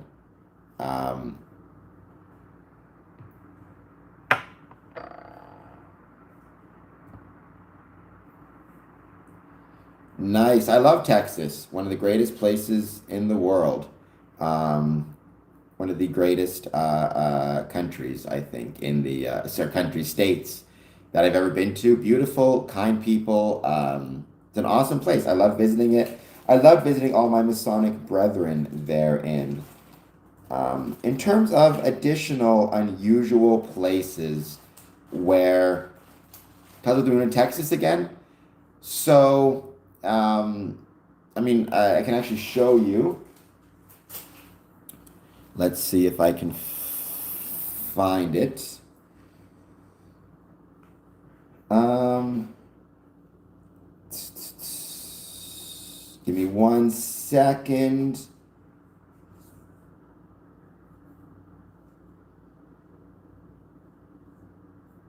Here it is. So I'm a member of Tranquility Lodge number 2000. That's my dues card. Tranquility Lodge. You see a picture of the moon on there, the famous moon picture. So when Buzz Aldrin, who was a Freemason, was going to the moon, before he left, he stopped and asked the Grand Lodge of Texas if he could bring a Masonic charter, basically a Masonic document, with him to the moon, as well as Scottish Rite, basically claiming the moon for the Masons, and the Grand Lodge agreed. Now, it doesn't mean anything. It's not like we can actually do anything with it, other than it's just a cool piece of history and a cool piece of historical fact. But technically, the Grand Lodge of Texas does consider the moon to be under its jurisdiction, and they have a lodge in Texas called Tranquility Lodge. Tranquility, named after Tranquility Valley, which was where the Apollo mission landed. And yeah, they were, ever since then, they consider their home to be the moon. So that's never seen a degree performed there. There's never been any Masonic rituals performed on the moon. However, it's still nonetheless one of the more unusual locations which Freemasonry has at the very least visited, and of which I'm a member. Hiram Abiff, we don't know where he was from, Theophilus. We don't even know if he existed for sure. He could very well be a myth. I think he may be, to be honest. Nexi, thank you for being here. Christianity is also, well, Christianity has its own kind of influences, and it did draw, I believe, from some pagan influences as well. But I'm not a theologian, so I can't say for sure. But my general understanding is many religious ideas borrow from many other religious ideas, right? But I'm not enough an expert to say.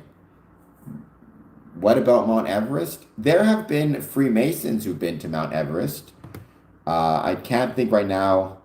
Let me double check what the last one is. Freemasonry.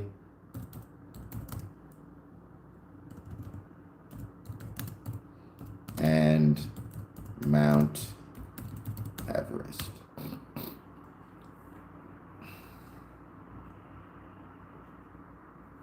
Freemasonry and Mount Everest. Thank you, Wham Bam. Freemasonry and Mount Everest have been connected through fundraising efforts and a specific Masonic lodge named after the mountain. Several groups of Freemasons have undertaken challenges such as trekking to Everest Base Camp to raise money for the Masonic Charitable Foundation and other charities. Additionally, there is a Mount Everest Lodge founded in 1943 in Georgetown, Guyana. A more recent connection is the installation of a defibrillator on Mount Everest by a Freemason, David Sullivan, to save lives. So there you go. Just a few ways in which Freemasons are connected to Mount Everest. In terms of, again, other interesting kind of, people asked about all the stories for all of these different pins. This one I got most recently in Dearborn, Michigan, which is about 30 minutes from me, give or take, if I cross the border.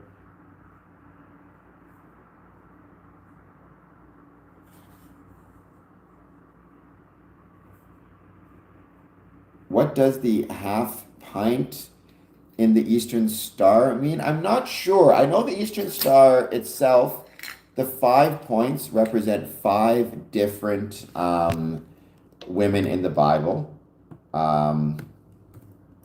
And their corresponding virtues.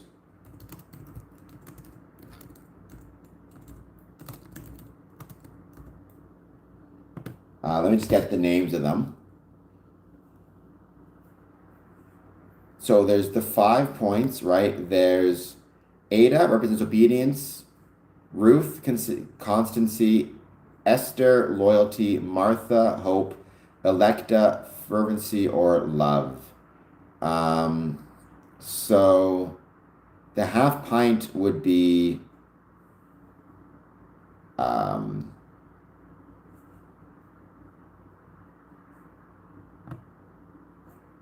uh, for Electa, fervency or love. I don't think Miriam is one. Again, I would have to double check this. Um, well, it's not the Star of Bethlehem, but it's inspired by the Star of Bethlehem, right? It is its own symbol, right? It's not connected to relate. It obviously draws inspiration from religion, but it is not a religious symbol. So it's not the Star of Bethlehem. That's a Catholic or Christian symbol, I should say. Um,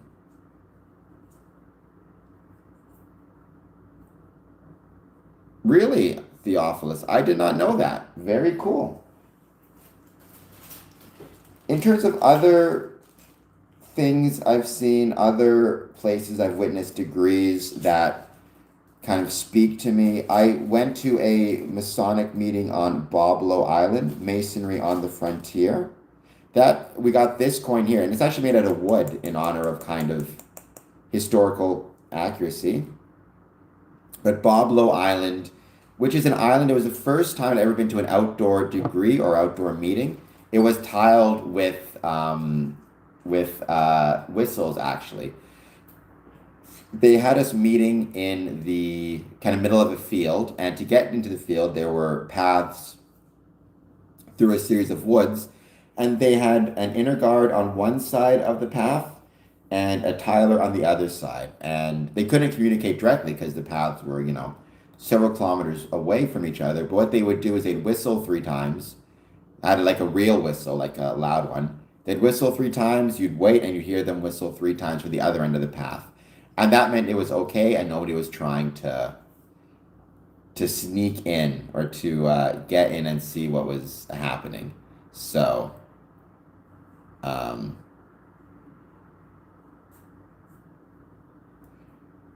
well, I'm not going to talk about religion because I don't know enough about it to say. But that's another really cool spot. Let's see. Then, every Masonic building, I've talked about this in the past, every Masonic building that I've been to that I've seen a degree in um, has its own unique charms and beauties. I've seen degrees take place in old farmhouses that were converted to become Masonic buildings.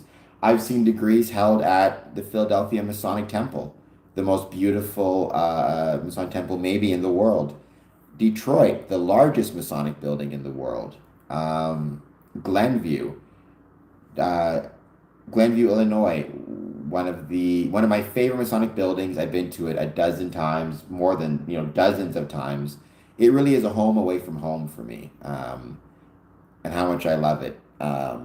Jefferson Park Masonic Temple, where, for example, I got at the time one of these coins.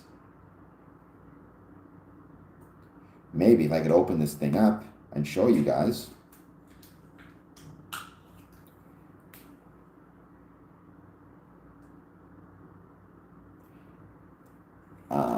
And so it's one of those things where I think when you ask the question, what is the oddest place you've heard a degree being performed? Sometimes it's fun to think about the oddest place you've heard a degree being performed. However, sometimes you don't want to forget that some place doesn't need to be odd to be special and to be interesting and to have value to it, right? I think sometimes we place too much emphasis on odd things, right? But I would say for me personally, the oddest place I've ever seen firsthand a Masonic degree being performed is in a barn, for a barn raising.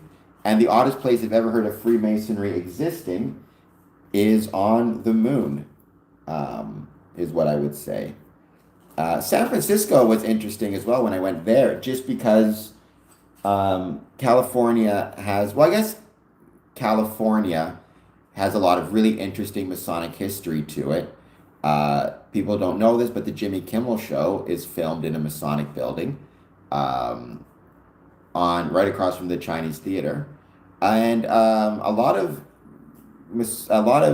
records and music has actually been recorded in a Masonic, in a former Masonic hall that was converted into a studio, Village Studios in Los Angeles.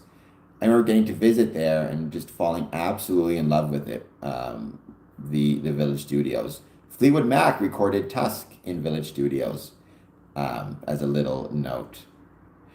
To my knowledge, he's not. I don't believe he is. He films, though, in a Masonic building. And because California has some really, to my understanding, strict rules about, some really strict rules about their facades and their heritage designations, Jimmy Kimmel can't change his, like, they can't do anything to modify his facade. And the facade has a lot of references to Freemasonry because it was for many years a Masonic building. Um, Actually, that's true for a lot of places. There's a lot of heritage buildings in Los Angeles that are, Masonic in origin, and the facades at least need to maintain their original Masonic character due to heritage laws. You just found out how to make eggs? What type of eggs, Pennywise? What type of eggs do you enjoy making? What are your favorites? Beyond that, when I think about Masonic events in odd places, there's. When I talked about San Francisco, let me see if I can find it now. You can see there, Starfleet, obviously San Francisco Starfleet Command, as well as just a Hollywood production. There's a lot of references to Hollywood and, um, kind of, entertainment in California Freemasonry. Scrambled eggs are awesome. I prefer sunny side up because you can then dip your toast in them. Let's see, anything else in here of like unique things?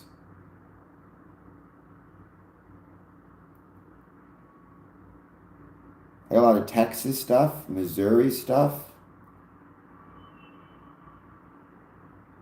Ottawa stuff. Ottawa is not an odd place, but it was one of the most special places that I got to take part in Freemasonry because Ottawa is an incredibly important part of my life. I lived there for 2 years, and when I didn't become a Freemason though until I moved to Windsor. So getting to visit Ottawa many years later, decades later, and sit in a Masonic meeting in their building, that was really, really special. Um, it was incredibly special. Any Tennessee ones, I must, because I've been to Tennessee a bunch. I just can't think now. I got to get these better organized. As you can see, when I've got all of these, but I have been to the Tennessee Grand Lodge in Nashville a few times. It's a pretty incredible building. It's absolutely stunning. For the Masonry and the Frontier thing I did. Oh, no, that's Delaware. That is, you can see that 1812 pin, right there. That was celebrating the 1812 20-year anniversary. Oh, let's see if I can find anything from Tennessee. When I talk about haunted lodges, this is from Nevada. You can see that there. Nevada ghosts. I want to make sure you guys can see it. Oh, I really wish I could find the Tennessee pins on here. I'm sure I have. Oh, here it is. Yes, James. So this pin here is from the Grand Lodge of Tennessee. Right there in the middle, the one that's moving, from 2023.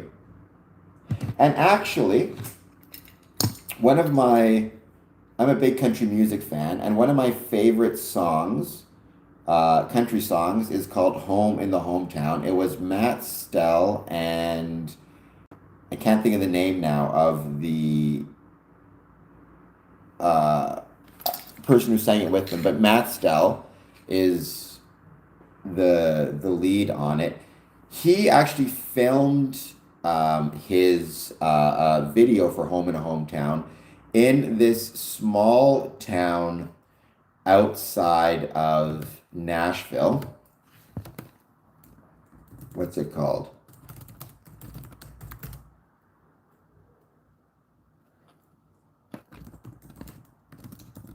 I'm gonna get this right.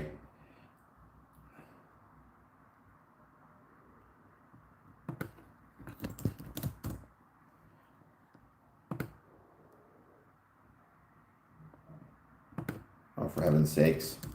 I'm not making this easy.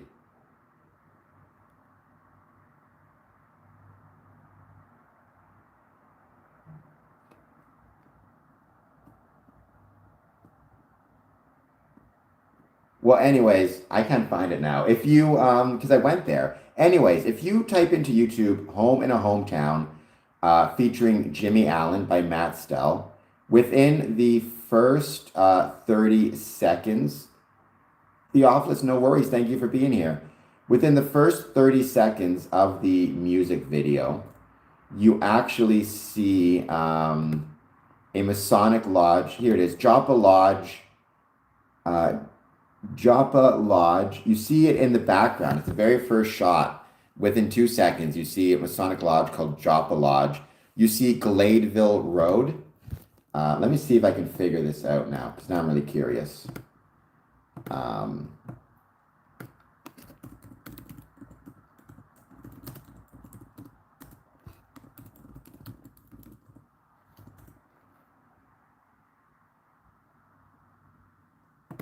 I'm going to the map.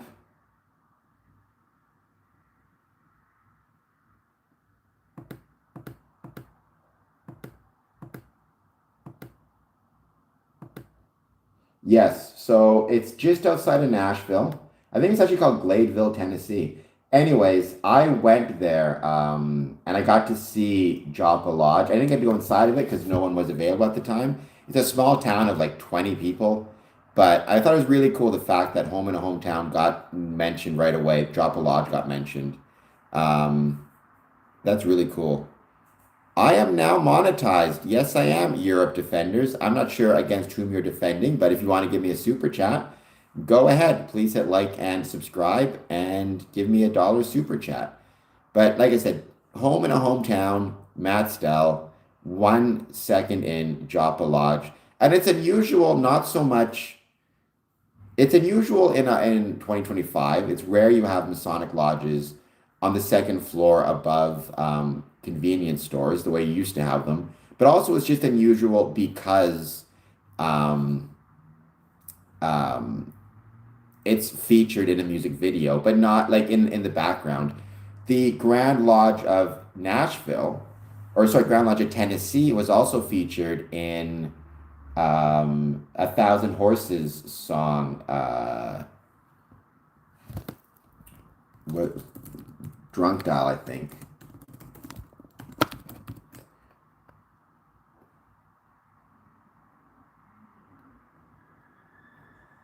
Let me see if I can find. So Smoke was their famous song, but then they did another song called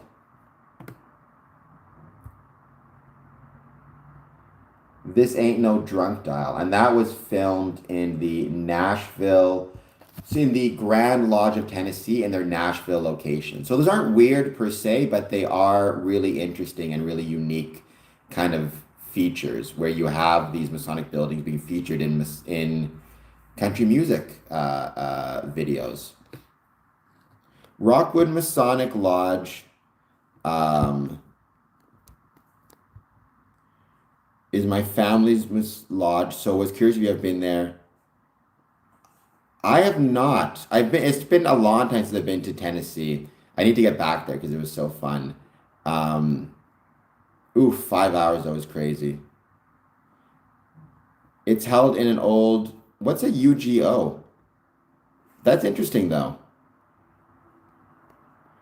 What do I think about Muslims? I mean, I'd have to meet each individual Muslim. As a general, I will never discriminate against anybody based on their religious beliefs. I will never be reviled of anybody's religions. I've known many Muslims, and they're great people. I'm sure there's some not good Muslims in the world, but there's also some not good Christians in the world, for that matter. Um, I, one of the greatest strengths of Freemasonry, though, is I think it welcomes men of all different faiths and all different beliefs, including Muslim Freemasons. I don't really watch Buffy a lot anymore. It's Angel and Charmed and Lost and Crossing Jordan are my four shows. Welcome back. Let me know, Mr. Keeps, if in your researches, some of the oddest places you've heard of Masonic events taking place or Masonic degrees. We're talking about some of the ones I've seen in a barn, the moon, famously, with Buzz Aldrin. Actually, concentration camp. Um, when it comes to Masonic degrees, one of the oddest places I've ever heard of has to be in the Erstwergen concentration camp when Cherished Liberty. It was a Masonic lodge formed by 7 Belgian Masons who were targeted and placed in the concentration camp because they were Masons, managed to create a functioning Masonic lodge and even hold degrees. And that's both an odd place, but also in some ways, I mean, it's tragic, but it's also incredibly inspiring. The idea that even facing the challenge of being in a concentration camp and being targeted, they are still able and willing and can, fulfill their Masonic responsibilities. Balance good and bad and everything. It's absolutely the case, James Dolan. That's absolutely the case. Europe defenders. I recently left Islam. Okay. I mean, to each his own. If you did not find it fulfilling, if you did not find it spiritually fulfilling or socially, like pick your term. If you did not find it was giving you what you needed, then I hope you find it somewhere else. Um, Either through religion or if that doesn't work for you, you find something that fulfills you and also is positive for the world. Ru Ni, hello, how's it going? Howdy to you. If you have any answers to the question, please let me know. I've given my answers. Oddest places I've heard of Masonic meetings taking place or degrees. A barn during a storm. The moon, concentration camp.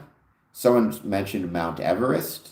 And then I talked about just some other Masonic buildings that are maybe not necessarily themselves odd, but there's odd things about them. Um, like Joppa Lodge in Gladeville. All is good on my side, absolutely. Um, we now have the super chat option, Rooney. So if you want to super chat, go ahead. If not, I'm still just happy that you're here. You can do a super chat for even as low as $1.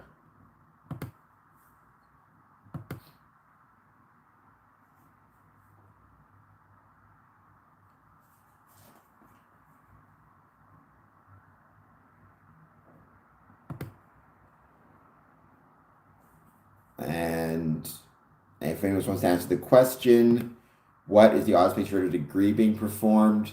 Again, I've traveled all around the world, and most of them I wouldn't describe as odd places, though, is the thing, right? Like, in Romeo, Michigan, you've got Gray's Opera House, which is a former opera house, a former jail that is now a Masonic building, has been for almost 100 years. Before that, again, it was an opera house. Before that, it was a jail. Um,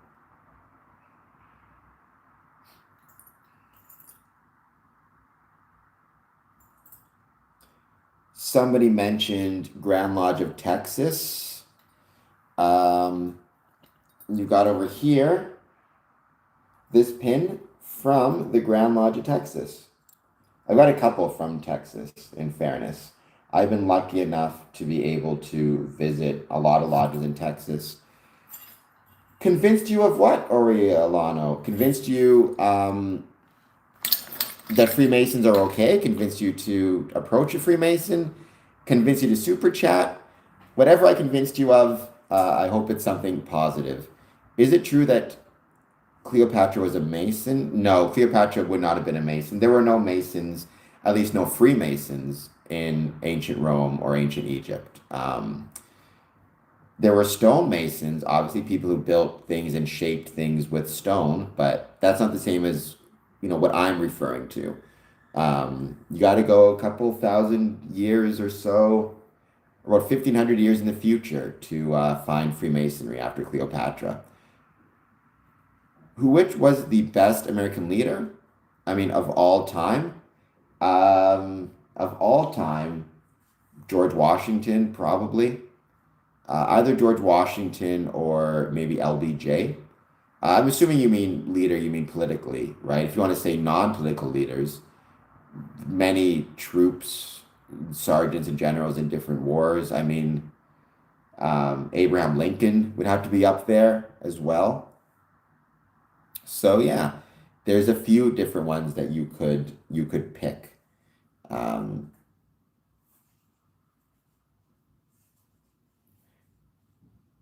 so those are kind of, I'm trying to think if there's off the top of my head any other examples I could think of like unusual or odd places where I've seen Masonic degrees take place. Boblo Island, again, I mentioned that, an outdoor degree. There are degrees in the States that take place in caves, which is an interesting thing, right? You try something different, you try something new. Why not try a Masonic degree in a cave, especially if you have caves available? A lot of old mining towns, have caves that often act as tourist attractions, but they can be rented out for special events. I've even heard of weddings taking place in some of these caves. Although in our case, again, it's Freemasonry and Masonic degrees taking place in some of these caves. So, um, abandoned quarries. I've also heard cruise ships.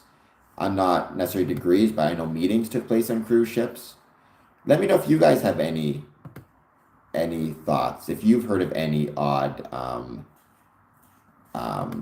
lodges, odd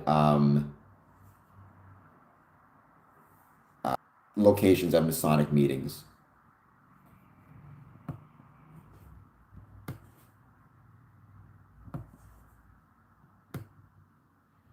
No worries at all. But thank you so much for being here. Not quite normal.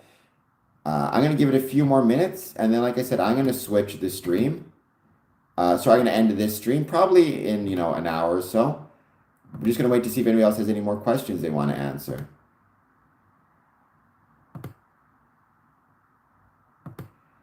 The Fat Muppet, that is, I wish we had that kind of power because that would be kind of fun.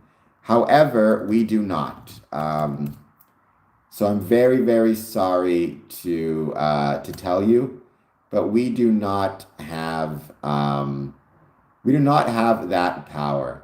It'd be more fun if we did. I don't think anybody has that power. Not for me. It is 2:57 p.m. Time zones, colonizer. It depends on the jurisdiction, Spirit of Justice. Um, Oftentimes, what you will see is, especially in Ontario, a lodge may not have a mosaic pavement actually on the floor. Rather, what they will have is a carpet that they roll out for meetings. But it depends on the jurisdiction. But a tiled floor is often an essential thing. So,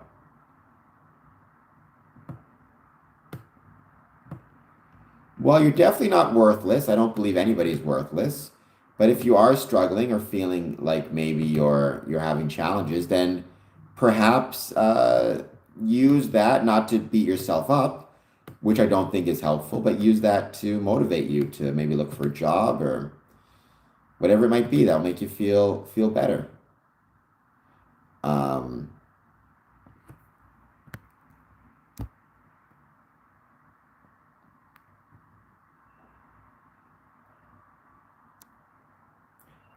I mean, JFK with the moon landing, I absolutely agree with that. So there's been a lot of pretty incredible Masonic, or sorry, American leaders throughout the world.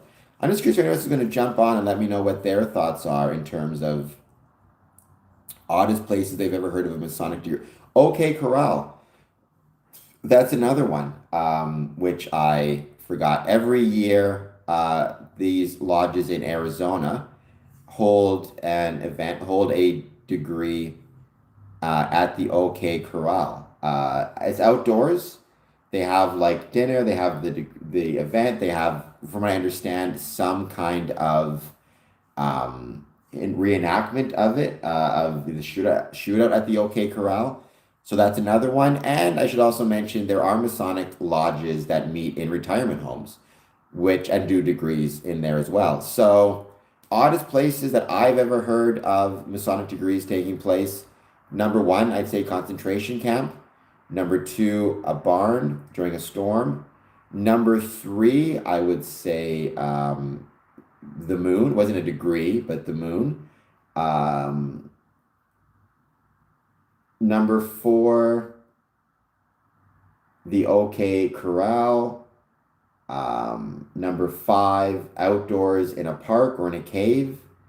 Um, and then number six, they're not degrees, but just odd Masonic lodges are those located in Gladeville, Tennessee, just all the places that have been used as part of Masonic events. Not just Masonic events, but music videos and cinema. Debbie Sanders, welcome, Debbie. Thank you for being here. I hope you're doing well. I hope you hit the like and subscribe button. Having said that, we do not do that, Debbie. We are not hailing anybody on this stream. Sit in what? Sorry, Connor. I'm not sure I understand what you're saying there. Outside of a lodge?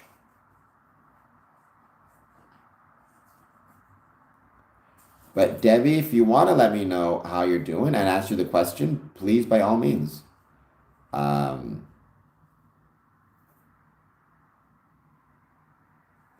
a hot spring. Nice. Where do you find them? Where are you from again? I know you told me before, but I can't remember where you mentioned um, that you're from.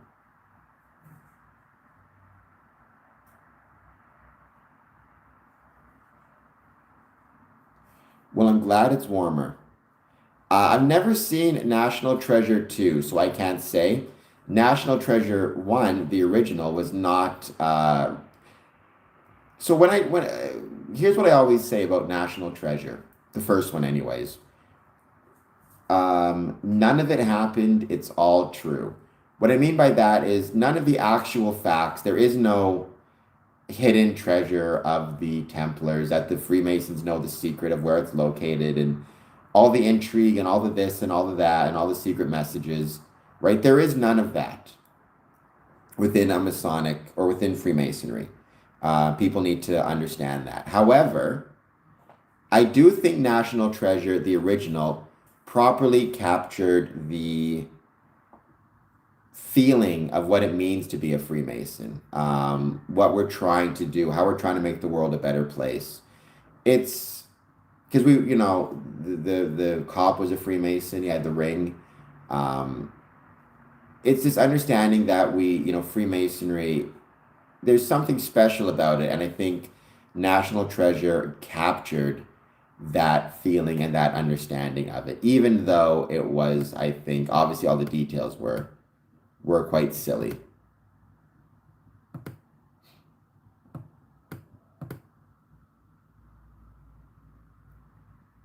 That sounds like a lot of fun. I hope you have a great time being in your swimming trunks to get in the hot spring.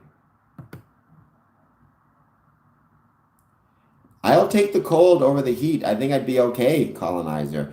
I think I would do better in the cold than the heat. No, Fat Muppet, we're not opposed to the Church of Scientology. We're also not affiliated with it. Again, I don't know of any Freemasons who are Scientologists or Scientologists who are Freemasons. That's not to say there are none that couldn't be or that don't exist. Um, I think um, I don't know. We have no. I've never heard Scientology brought up in a Masonic context, except on this stream. To my understanding, Scientologists believe in a supreme being. So, if a Scientologist were to ask to join Freemasonry, I don't think they would be excluded, but I don't know enough about it to say. I can say there's no Masonic, like, I've never heard any Masonic principle or statement about like pro or anti Scientology for whatever it's worth. Um, but I'm sure I would scream in that cold. By the way, anybody else have any answers? Oddest place you've seen or heard of a Masonic degree taking place? Let me know in the chat. I have not, and I hope it doesn't happen. I don't want us invading anywhere, but I've not heard of anything either. Um, I suppose it would make things interesting.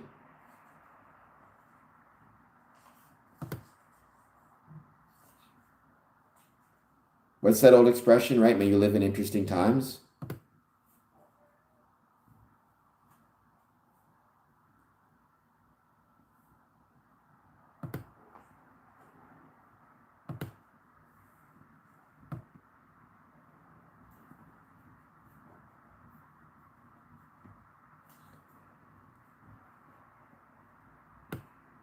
Good luck invading winter indeed.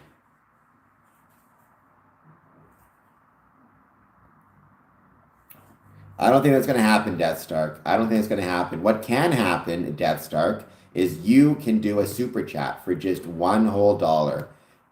Get me over $10 in the super chat. That'd be really cool. Thank you so much, everybody who's joined. Let me know, oddest place you ever heard of a um, Masonic degree taking place. I'd be curious. I do not know what that is, so I cannot say. Well, let's not have anybody take anything. How about that? Let's everybody just kind of stick to their own borders, please. I think would be very appropriate. Um,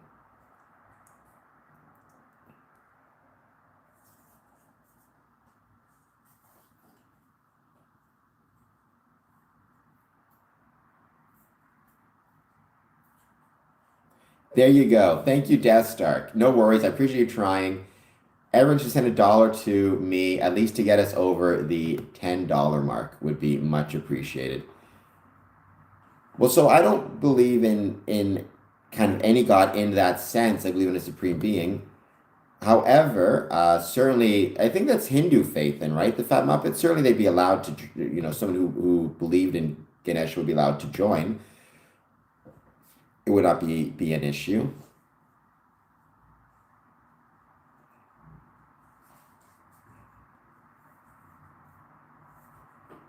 Well, I'm a simple soul. What can I say? Welcome, by the way, to everybody who's joining. Please take a moment, hit that like and subscribe button if you're new. Um, and let me know if there is anything, again, that you want to talk about. We are asking the question, oddest places you've heard of Masonic degrees taking place. I mentioned before, um, my list, concentration camp, barn, the moon, um, quarries, OK Corral, ghost towns. So yeah, and a few others, but those would be the main ones. Everybody who is just joining us, please take a moment, hit the like button, hit the subscribe button, and let me know how you're doing.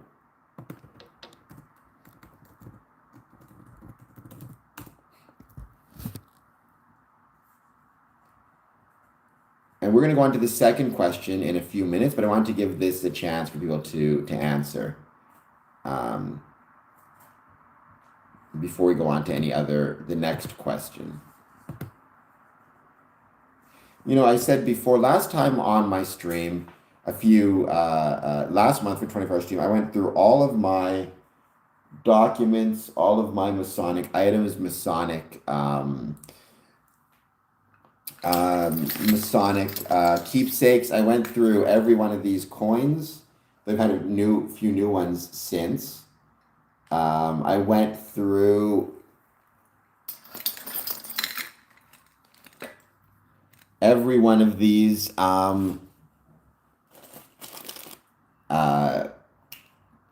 coins, the pins. So everything else, all of my mugs, etc., etc. So, I have got a few new ones since that last stream, so I may go over those as well on October 21st to October 22nd, also.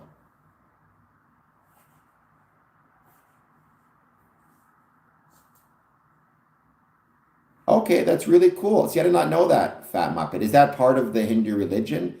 This idea that the gods are everywhere, or is that like a specific kind of is that the teachings of the Hindu faith? I once saw a brother take an obligation on um, the Bhagavad Gita, which I guess is Hindu or Sikh. I think it's Sikh. Other thing I could mention, we say oddest things we've seen, or oddest places degrees have taken place. I could also mention the oddest um, things I've seen used as volumes of sacred law, and that would be an eagle feather, which I thought was awesome, or the oddest things I've heard of as being used as a volume of sacred law. And one of the oddest things I heard of was a series of gems or stones or kind of precious items for a Wiccan Freemason. So I think he wants Greenland because they have oil, don't they? I could be wrong about that, but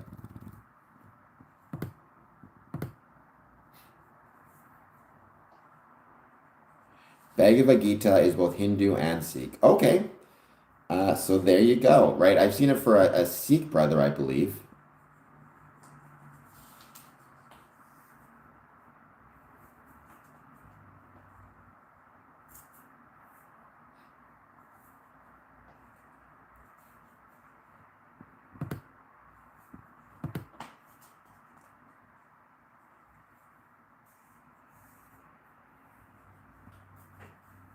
I will ask someone from Greenland, though, if they've ever seen a tree. I will make sure to ask them. We're going to give it another. I'm sure they've seen a tree, maybe not in person, but I'm sure they saw it somewhere. Let's give it another 5 minutes, and I'm going to go on to question number 2.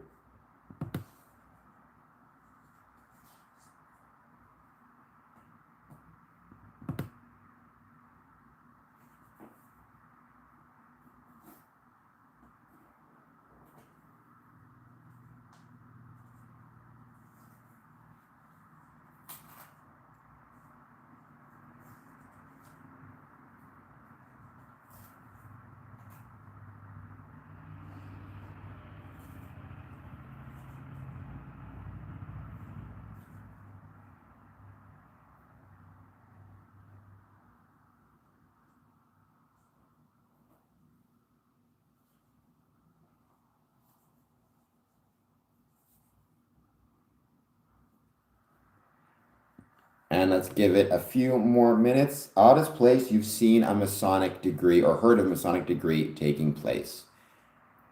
If no one has any answers, we'll go on to the second question, which I just lost. I got to pull it up again. Give me 1 second. Thank you for the brother who sent these in as well. How do you call Ganesha the Fat Muppet? Do you have to, is there a prayer? Is it just you kind of call in your heart? What is the best way to call Ganesha? What's the LBRP? Again, I'm pretty hesitant to believe in anything as it relates to supernatural, but that doesn't mean I don't see value in it. So, certainly from an emotional perspective, I think a lot of people find value within. Let me see.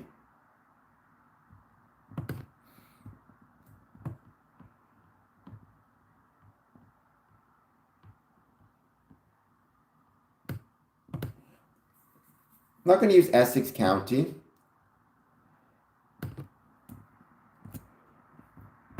Here it is. Oh, maybe. Maybe. There we go. In your area,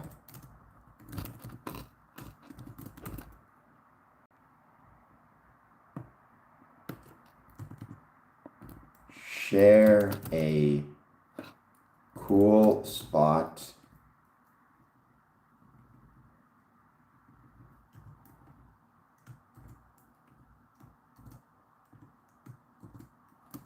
for a degree.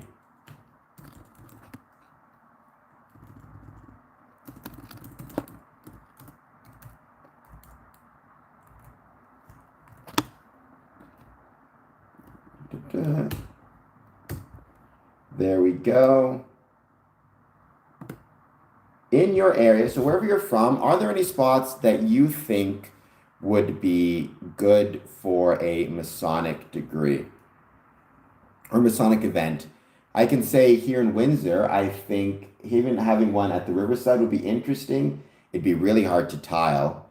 I don't know how you would do that because it's such a public area, but to do something with the river, the background would be really cool. To do something in the casino conference center, if you had enough people, would be really cool. It's hard for me to not want to mention just keeping them all at the Windsor Masonic Temple because it is such an incredible place. Um, but there's so many incredible places in Windsor, wineries and breweries and orchards. Those are all incredible places as well. Let me know if you have any areas in your, sorry, if you have any places in your area that you think would be really cool to hold a Masonic event. And if you don't know exactly what that would be, any places in your area that'd be really cool to hold any event, Masonic or otherwise. Because probably if it would be a cool place to hold an event, it would be a cool place to hold a Masonic event or a Masonic degree. If it's not very private, then you have to figure out how you can kind of make it more private. But there are ways. There's always ways.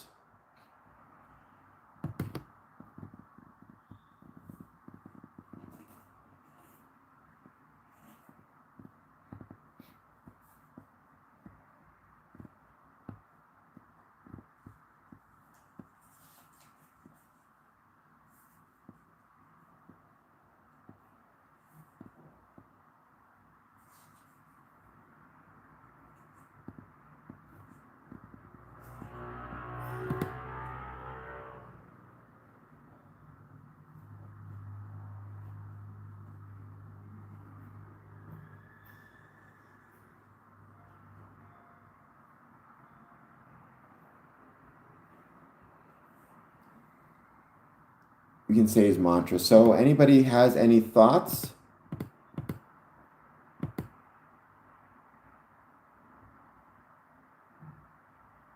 Please let me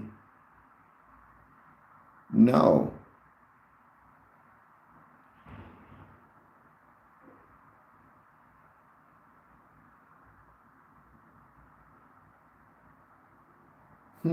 Interesting. All right. Let's get a bit of time. Let's see who joins. Anything you want to talk about, positive, negative, or neutral on Freemasonry, or if you want to answer the question, in your area, are there any places that you think would be good for a Masonic degree? Interesting places that you would want to see a Masonic degree take place. I have not been to Egypt. Believe me, I would love to go to Egypt. That would be incredible. But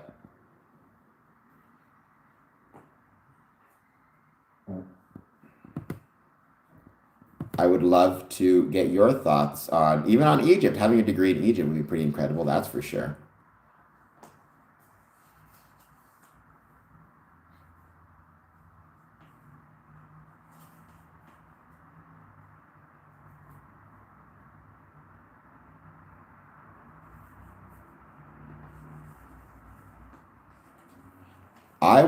That would be incredible.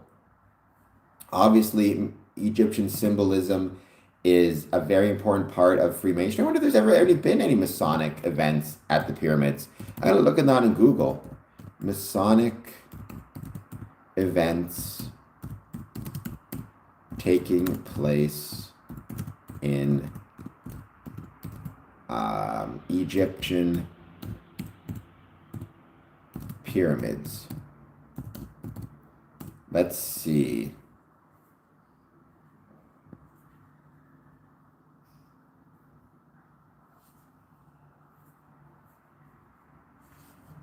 I don't see any public events or private events, but I agree. There is Freemasonry in Egypt, to my knowledge. I would love to see Egyptian free, I'd love to see something happening inside the pyramids or around the pyramids, even. Um, it looks like, according to this from 1999, there are no Masonic lodges in Egypt. I believe there actually are. Would have to double check that. But Fat Muppet, I love that as an idea. Let me know, Fat Muppet, where you're from. Are there any areas that you think would be really cool to have Masonic events or degrees in? And if so, what would they be?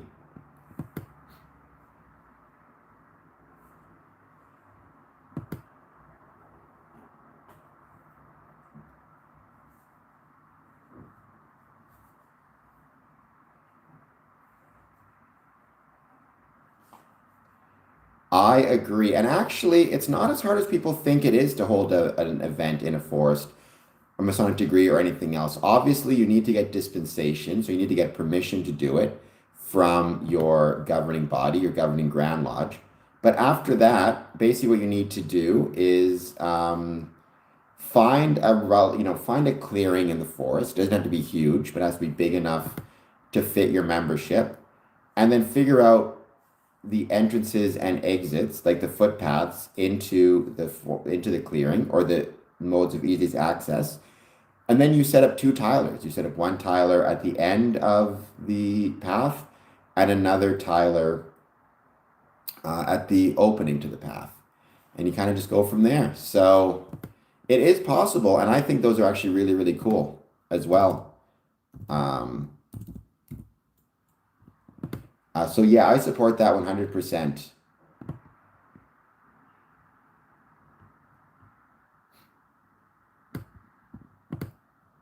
Oh, I'm guessing your forest is probably really, really beautiful.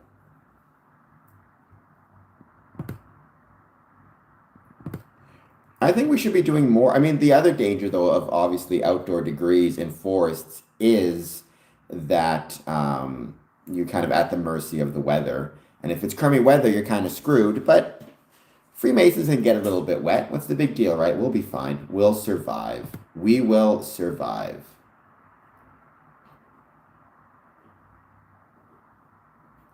You believe in gnomes. Okay. Well, I do not. Having said that, if there were any gnomes, I'd like to think we don't need to necessarily kick them out of the meeting, right? It's okay. They're gnomes, so they've earned the right to stay. I know one Freemason who believed in gnomes and fairies was Sir Arthur Conan Doyle, in an interesting kind of note. So yeah. He was famously a mystic and spiritualist. He believed in a lot of things like gnomes and fairies. Not so much Harry Houdini, famous magician who was also a Freemason. And the two of them actually had a series of disputes about that, about whether gnomes and fairies actually did or did not exist. And they had a major falling out about that, interestingly enough.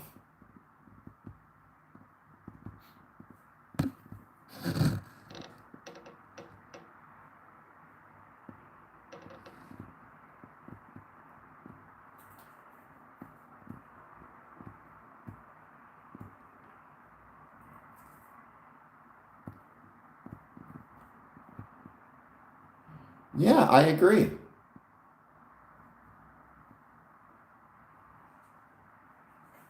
I think it's one of those things where a lot of people, and that's the story I like to bring up because a lot of people,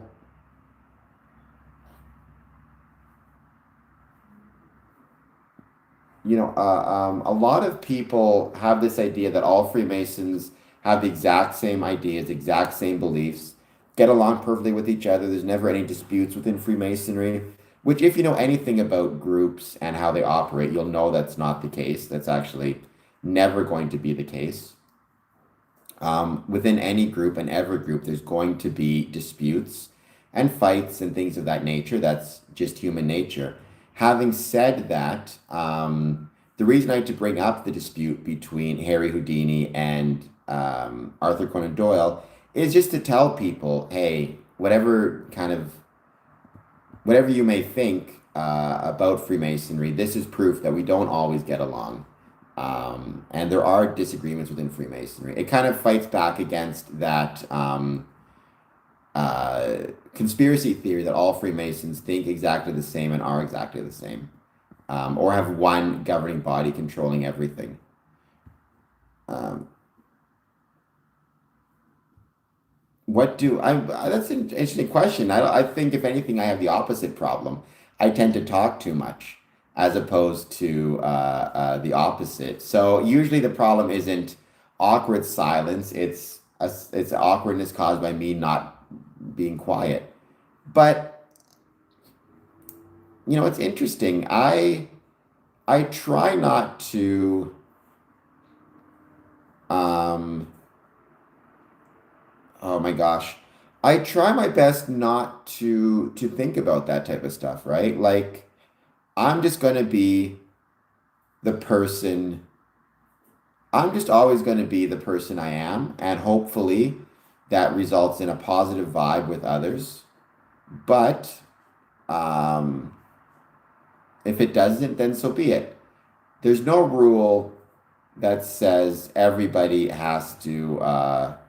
There's no rule that says everybody has to like me, right? Um, or that everybody has to get along with me, or that we don't need to be awkward toward each other. So I'm fine with. I'm fine with people being awkward around me. It's okay, right? And I would say, Fat Muppet, if this channel isn't about giving advice, but if I had to give advice, one piece of advice I would give is don't worry about what other people think of you. You'll drive yourself crazy. You just do you, and you do your best, and whatever happens, happens. I think that's a good piece of advice for Freemasonry as well. Not allowing ourselves to get too worried about things or too worried about what people think of us.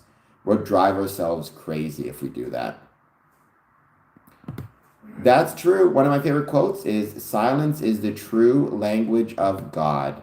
Everything else is poor translation, which I do agree with that, by the way. I think that's pretty accurate.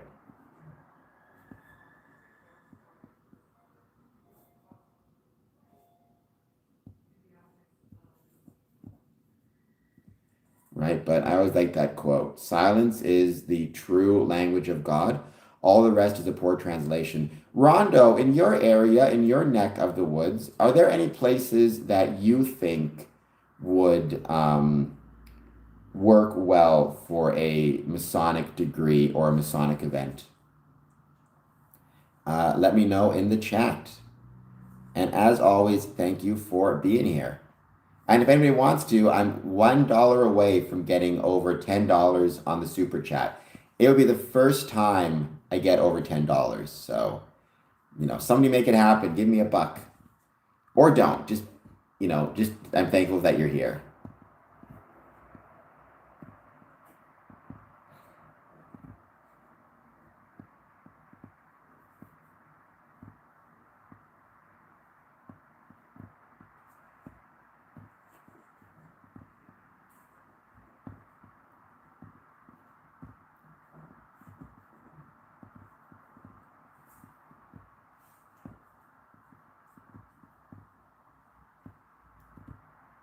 I'm going to give it a bit more time. We're just going to see who else joins. And once again, if they have any answer to the question of, in your area, are there any places that you think would do well for a Masonic degree or Masonic events of any sort? I am not in California. I've been to California. I love California, but I am in Canada, Windsor, Ontario. I think I got my camera straight. Windsor, Ontario, Canada. Welcome, Louise. Thank you for being here. How is it going with you? And do you have an answer to the question? Do you have any questions about Freemasonry in general? Doesn't even have to be about Freemasonry. It can be any kind of question that you have. I'll do my best to answer, or any thoughts you have, right? A lot of times people on these streams are already Freemasons and they have perspectives and ideas and thoughts on Freemasonry that they want to share. So, which I'm always more than happy to hear. Do I sound like I'm from California out of curiosity? I hope I do, because California's got a great accent, though so does Ontario. A lot of people actually can guess I'm Canadian based on my accent, because I definitely have, at least I think I have a Canadian kind of quality to my accent.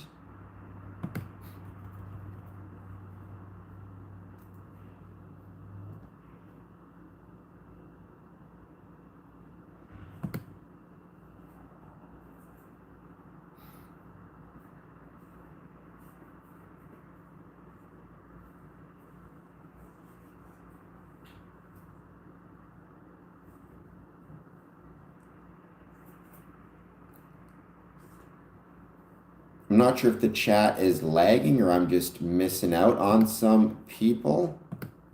Well, there it is.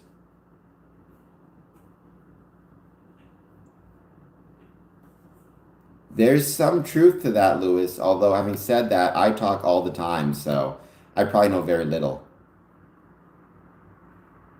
What am I talking about? That is the question.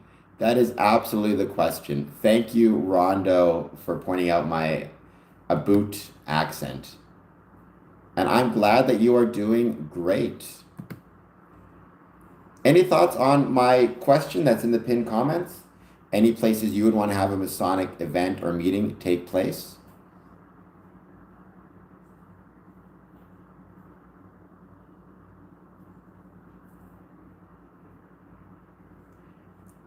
You did say usually, not all the time. That's a very good point. Indeed.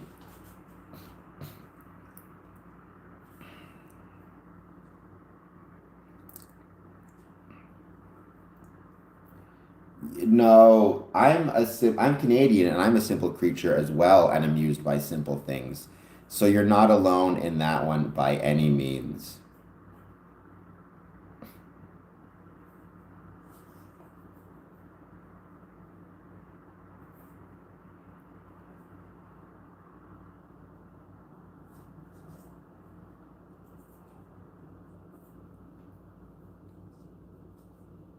Southern Rider. Oh my God, I saw something in the back.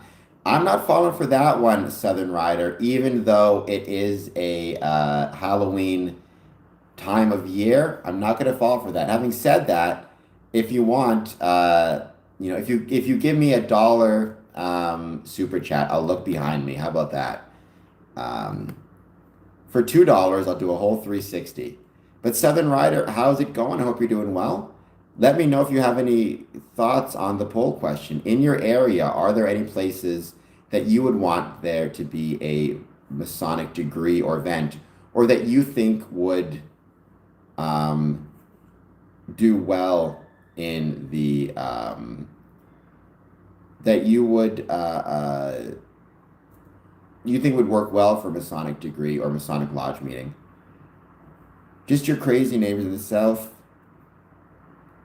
I think we'll be okay. Human beings have a very interesting capacity to,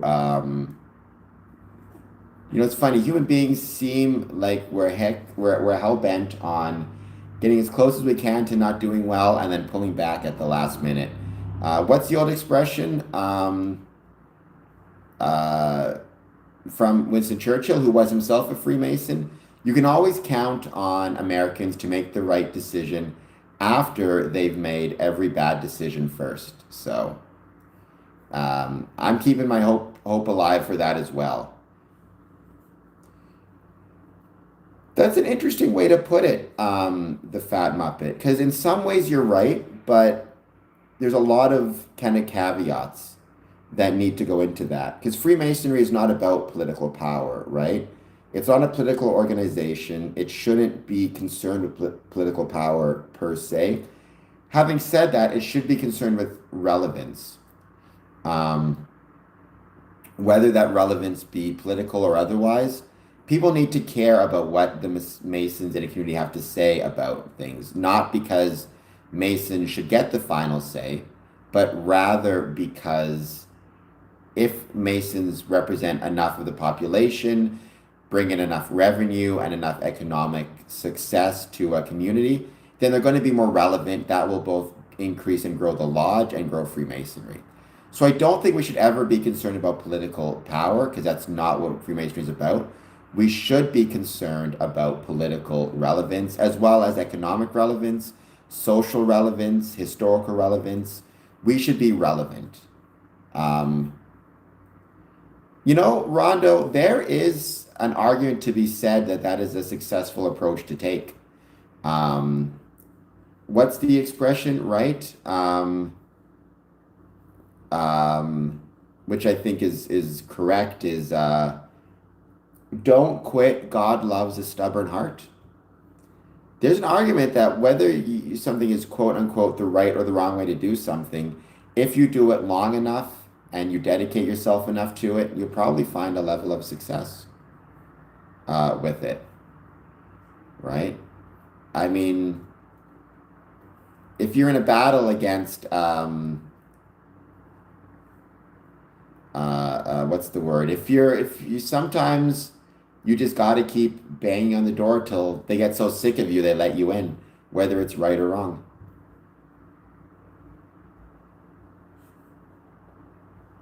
Well, I think certainly Freemasonry needs to have existential relevance, spiritual relevance, because Freemasonry is not a religion. I don't quite know how you would define it. I think maybe I wouldn't use the term spiritual relevance. I would use the term emotional relevance. Um, right? It needs to be emotionally relevant to its members. They need to care about the lodge and have emotional connection to its existence, as does the town. The whole community needs to have that same level of emotional relevance and care about the town and or care about the Masonic Lodge in their town and have a sense of sadness if it were to not exist. You're not wrong, the Fat Muppet. Americans are not the same. They are different people. Same is true about Freemasonry as well. Um, no, but you could base an entire town's future on not a single game, but on the relevance of the kickball game and the teams playing. If you have a town and it has a team, a sports team, a kickball team, whatever it is, and that kickball team is doing well, whether they're winning games or not, doing well in the sense of having great attendance, having people showing up, having business partnerships, bringing in tourism and fans from other towns, filling up hotels and restaurants, then you can bet the whole future, the town's future on the relevance of that sports team. In the same way, you can bet the future relevance of a town on how well a Masonic Lodge is doing. Lewis, hello to you. I hope you're doing well. Welcome. I hope that you will consider doing a super chat of $1 to get me over the $10 mark. That would be cool. Um, and I hope that you're doing well.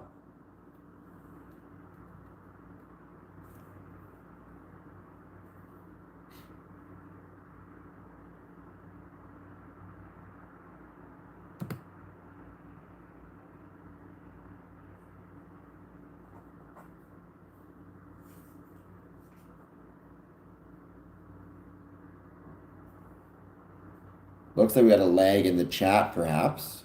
Give it a second. Everybody is doing well. I think, it's funny. We talk about Freemasonry as being, like when I talk about scoring comments promotions, I always say, the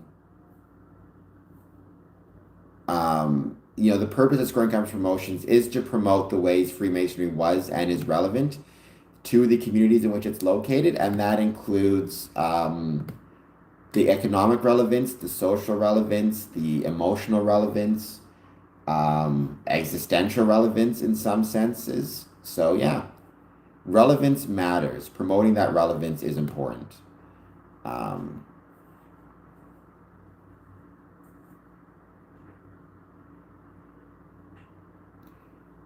I have no clue what that means, Lewis. I have no clue what that means at all. I'm not smart enough to understand your crazy discussions. So I'm very sorry. I cannot help you. It would be possible for you to do a super chat. Beyond that, I got nothing.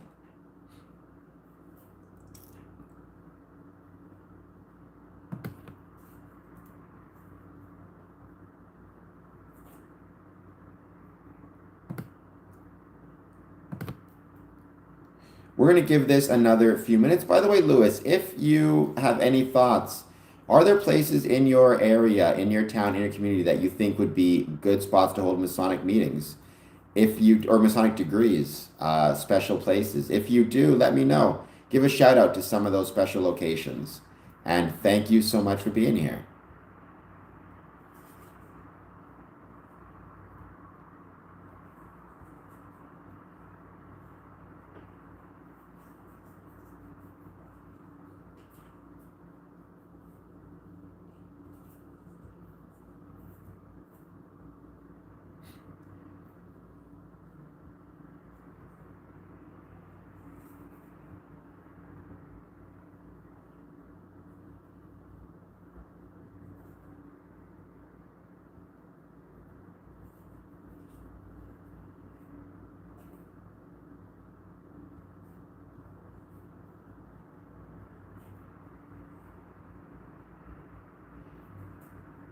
Well, are you on your phone or are you on your laptop? By the way, I'll be ending this stream shortly, probably in less than 20 minutes, but it still gives you a chance to answer the question and just hang out with me.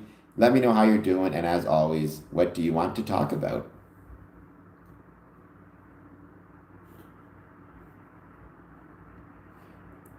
Hello, Shelly Plays. How's it going?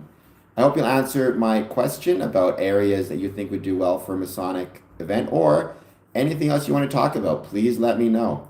Any thoughts you have, positive, negative, or neutral?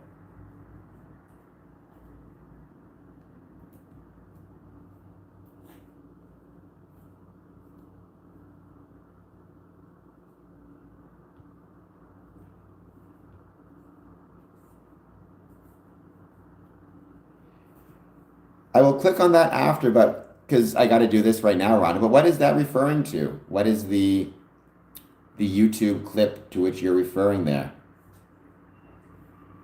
I know you mentioned the kickball game, but is that from like a television show or what is this kickball game to which you refer?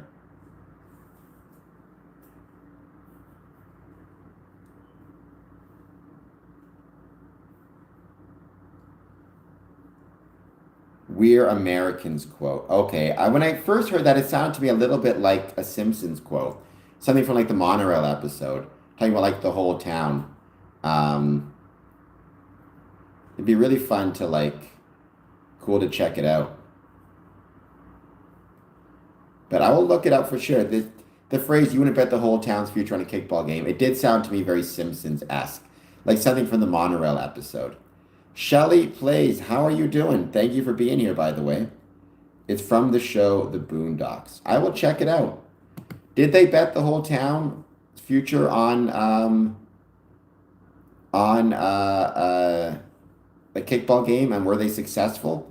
I thought the implication was the idea that a town shouldn't bet its entire future on a Masonic lodge, which it shouldn't, right? It absolutely shouldn't, but it should also recognize that there is some relevance between the two, between the future of the town and the success of the Masonic lodge. I mean, many do. Not every American, but many Americans drink alcohol. Um,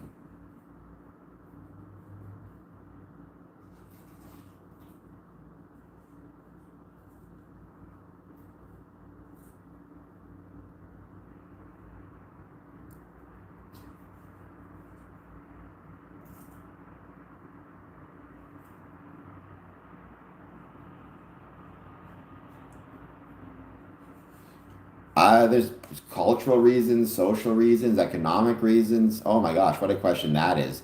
There's some interesting historical things between Freemasons and alcohol.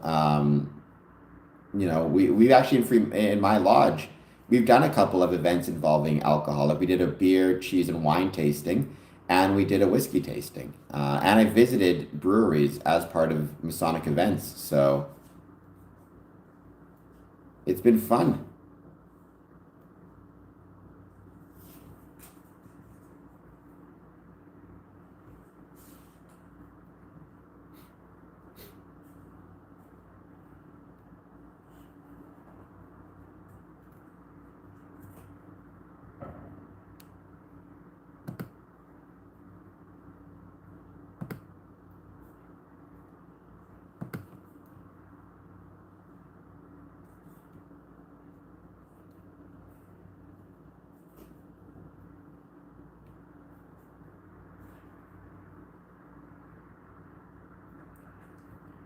Well, no. I mean, when you ask that question, the fat muppet, being a Freemason is not about getting away with anything in any sense, positive or negative, right? Like, if something is illegal, Masons shouldn't be doing it, and if they're doing it, we are instructed that they should be, taken to the authorities or advise the authorities or whatever term it is, right? It's not about getting away with things. In fact, being a Freemason, one of the things we are understand is we are expected to live and act in a manner that is, compliant with the rules and regulations and requirements of government and governance.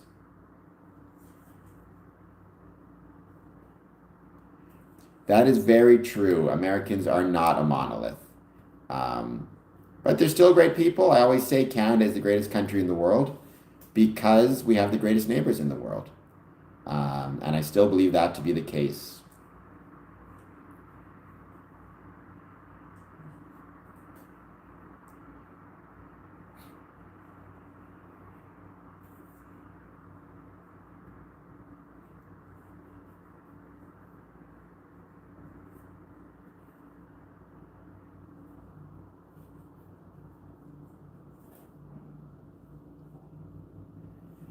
All right, I think we're going to be ending this stream shortly.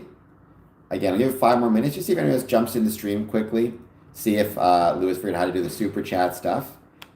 But yeah, I'll give it 5 more minutes. If not, we'll end the stream. I'll be back on at 1 a.m. Oh, and then 1 p.m. for general discussion. Not about anything in particular. Those Friday streams, we just hang out and chat about whatever it is. So.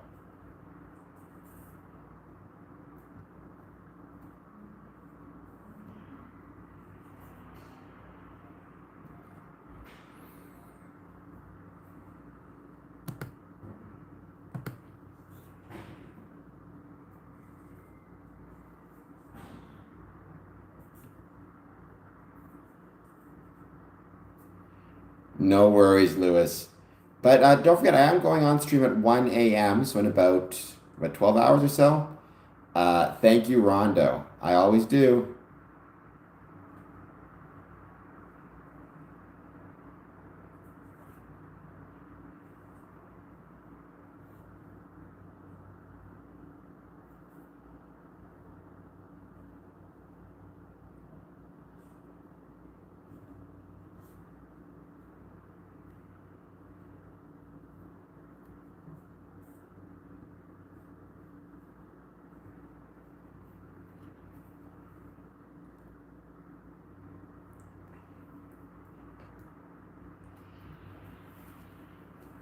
Just giving it a few more minutes. Wait to see who else joins. Um, we'll be back on 1 a.m. Eastern Standard Time. And then 1 p.m. tomorrow. Don't forget, October 21st, 24-hour live stream. It's going to be an absolute blast. I'm sure there have been. Some would say I've gone mad. Who knows? But, I mean, I've known Masons who struggled with mental health issues. I think Freemasonry can provide support for them. At least I hope it would provide support for them. But absolutely, you can have kind of such things happen, unfortunately. It's just human nature, right? Sometimes people break, and they break in different ways, but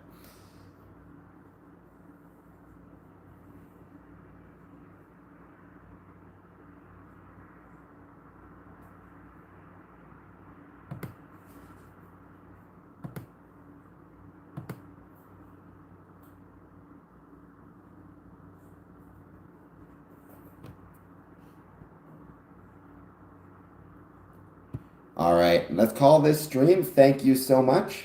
I will see everybody 1 a.m. if you want to join me. All right, have a great night.